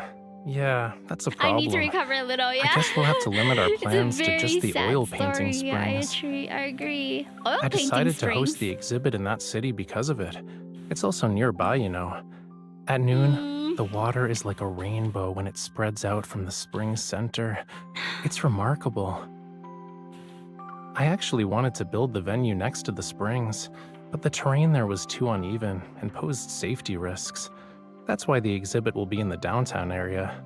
As for our super secret itinerary, I'm inviting you to visit the original venue with me. Oh. It'll be just the two of us seeing what could have been. I'll be the only one who gets to appreciate it. You're the lucky viewer, cutie. I'm not that disappointed though. The downtown area has its charms. I did my homework. There's a park that lets you see a beautiful sunset. Ah! Watching the sunrise and the sunset! Ah! They also have a history museum and a huge ocean-themed amusement park. Huh. What a coinky-dink. I also did my homework, cutie. I took note of a few hidden gems that I know you'll like. Alright, a colleague recommended a chocolate-themed hotel. I heard every decoration is made of chocolate. It's just like that one story. I can send you the details. Should we check it out later? The rooms must be filled with the scent of chocolate. If we get hungry at night, we could always eat the decorations on the bedside table. Now I want to eat chocolate, chat. Let me check the map. Okay. The good news is that the chocolate hotel is right next to the exhibition hall. The bad news is that the other places you mentioned are in various parts of the city. Oh, so we'll only have time for one. This is tough. I want to visit all of them. Let me think. There might be a solution. Your mission isn't over yet. You'll be here for 3 days at most, and 1 day is for the exhibit. So we have 2 days of free time. We could try and squeeze everything in if you want. But we'll have to be up before dawn and do an all-nighter. That sounds exhausting. I'd rather sleep in at the hotel until afternoon than grab something to eat. I figured as much. Let's skip the special plans and treat it like a regular day off. What about the springs? Won't you be disappointed if we don't see it? Maybe we should still try to get up early. Since we're already there, it'd be a waste not to check everything out. Don't force yourself. The whole point is to relax together. If our schedule tires us out, that kinda defeats the purpose. For me, attractions only show their true beauty when I'm with you. We don't need to rush. We have all the time in the world to explore every fascinating place together.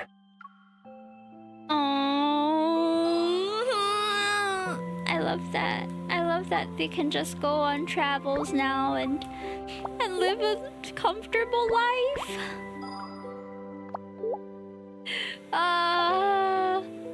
It makes me a lot more thankful for the life we have with Raphael now, I guess. Oh man, my chest hurts. Like I literally feel so pained. You know, like how heartache can really feel like your heart is aching. That's what I'm feeling right now. Okay, let me search a chocolate hotel because chocolate hotel Japan, is that what? Whoa! Oh, sorry for the... That looks amazing! Well, I want to go here. Yeah, that was emotion. That looks so cool. Oh, it's a love hotel.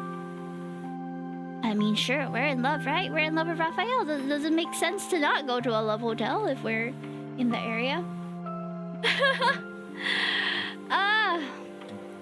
It looks really cute. It's literally adorable. Oh, wait a second. That's creepy. I saw it. So if you guys are jump scared easily, don't look at what I'm about to show you. But do you see that tree in the corner over there? What the frick? That's gonna give me nightmares. Holy sheesh. Whoa. Whoa. Oh my god. No way. Nar. I don't want to stay there no more. What if I get the creepy tree hotel? No. Ugh. like that. The tree is terrifying. What? Is it? Wait, let me not slander the hotel here. Let me make sure that it's the right the right hotel we were looking at. That is which chocolate hotel? It seems like there's a few. That one is the Sweets Themed Love Hotel, Sweets Hotel Chocolate. Gonna request specifically not for the tree room. Holy. How was your trip to Malaysia? Trip to Malaysia was good. Thank you for asking. We had a lot of nice things to eat and stuff. I want to show you guys. But I am gonna end stream soon because I'm feeling a gastric pain kick in. I really wanted to stream for longer, but the bond myth really... Whoa, it took way longer than I thought. Almost 3 hours. I guess that happens when you're reading every piece of dialogue, but still. So, we did.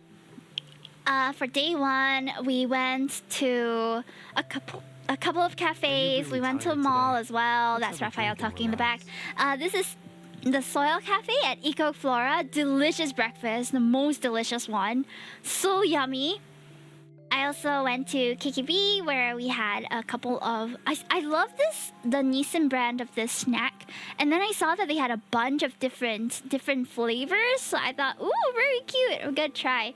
No, I didn't dye my hair. Or rather, a while back I dyed my hair. But it's probably the lighting and the filters that I have. But you can see that my roots are growing out like crazy.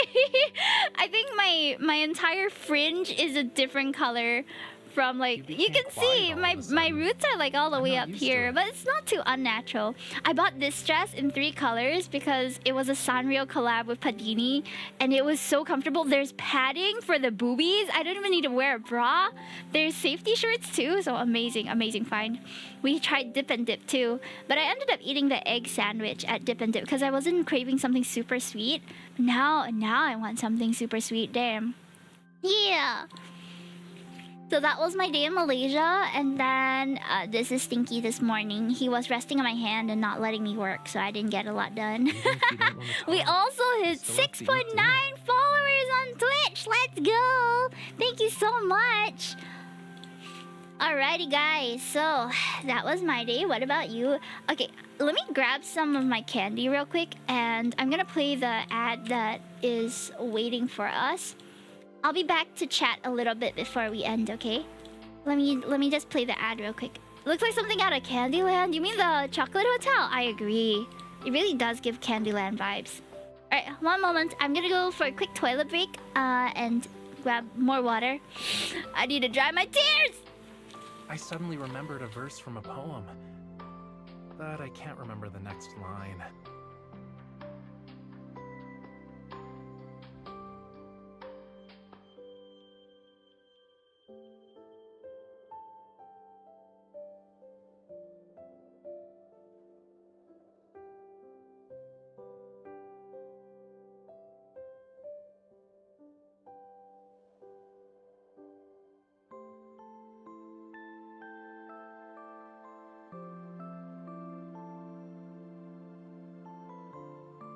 Sleep early if you're tired.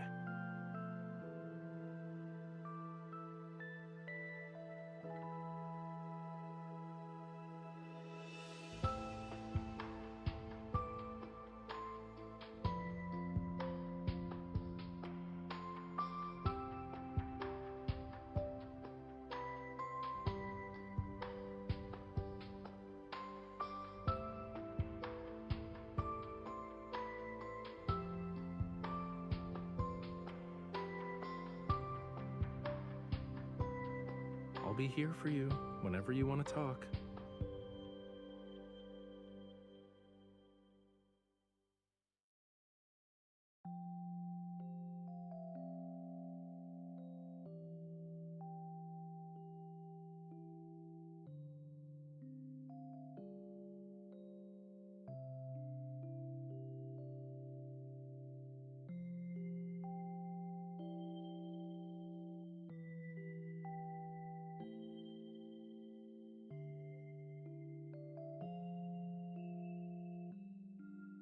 Sleep early if you're tired.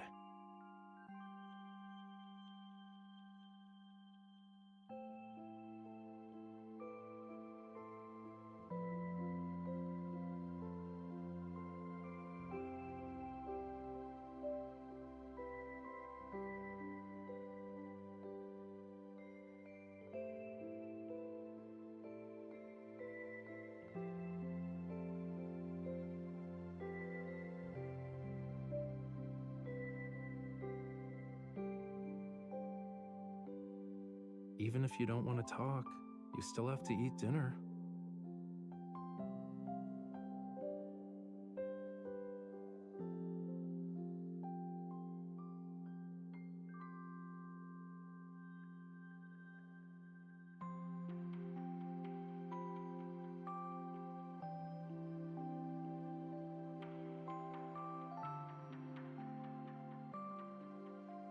Oh, sorry. Oh my gosh, was he talking to you?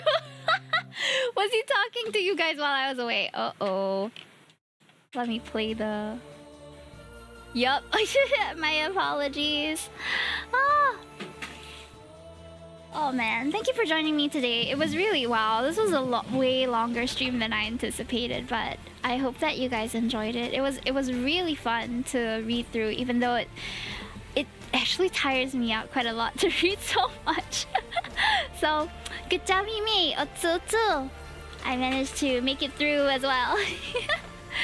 Yeah, what was your favorite part of the story? I think my favorite part was when they got to enjoy the festival. I like all the happy bits, you know? As much as the sad stuff punches me in the gut and makes me cry, but I enjoy the happy moments way more when I feel my heart well up in just happiness and thankfulness that they can enjoy a relatively normative life. The doomed romance is so crazy in this all the time. Also, I'm realizing my villager chat box is going wild. Okay. Meow meow. Yes, meow meow. Oh man. Lay. I'm tired, but in a good way. This is a really good song too. Wait.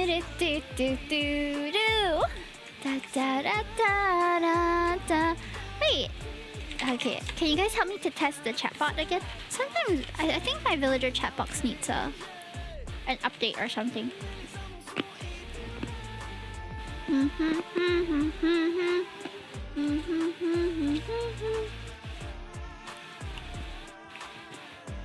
Okay. So, don't worry, you guys won't have to miss me for too long. Tomorrow I'm going... Yeah, it works! Tomorrow I'm going to be... Yes, kitty.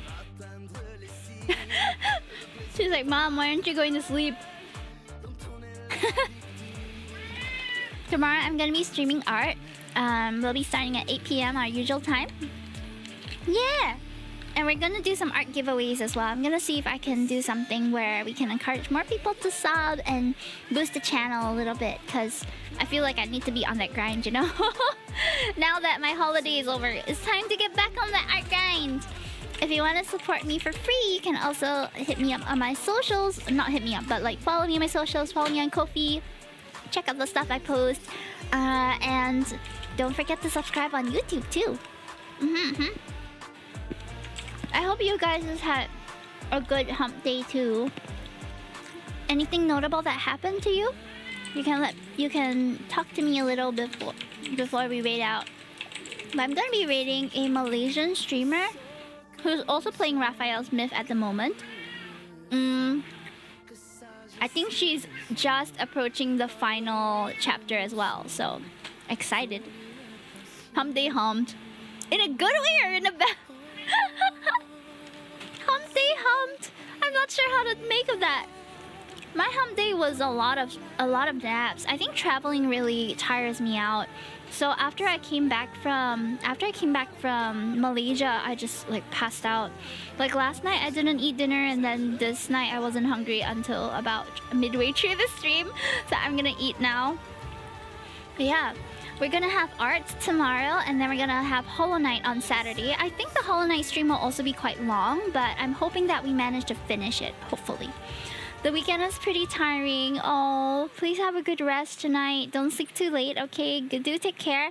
And let's send the love to, I think her name is Jinshu, Malaysian streamer. Not much on there about, but she just says here to hopefully make your day a little better. So I think you guys will like that. Yeah, thanks, Hime, no problem. Thanks for sticking around also, and thanks for asking me about my day. I'm so sorry that I could only chat like afterwards. But we'll chat more tomorrow, okay? See you guys. Bye bye.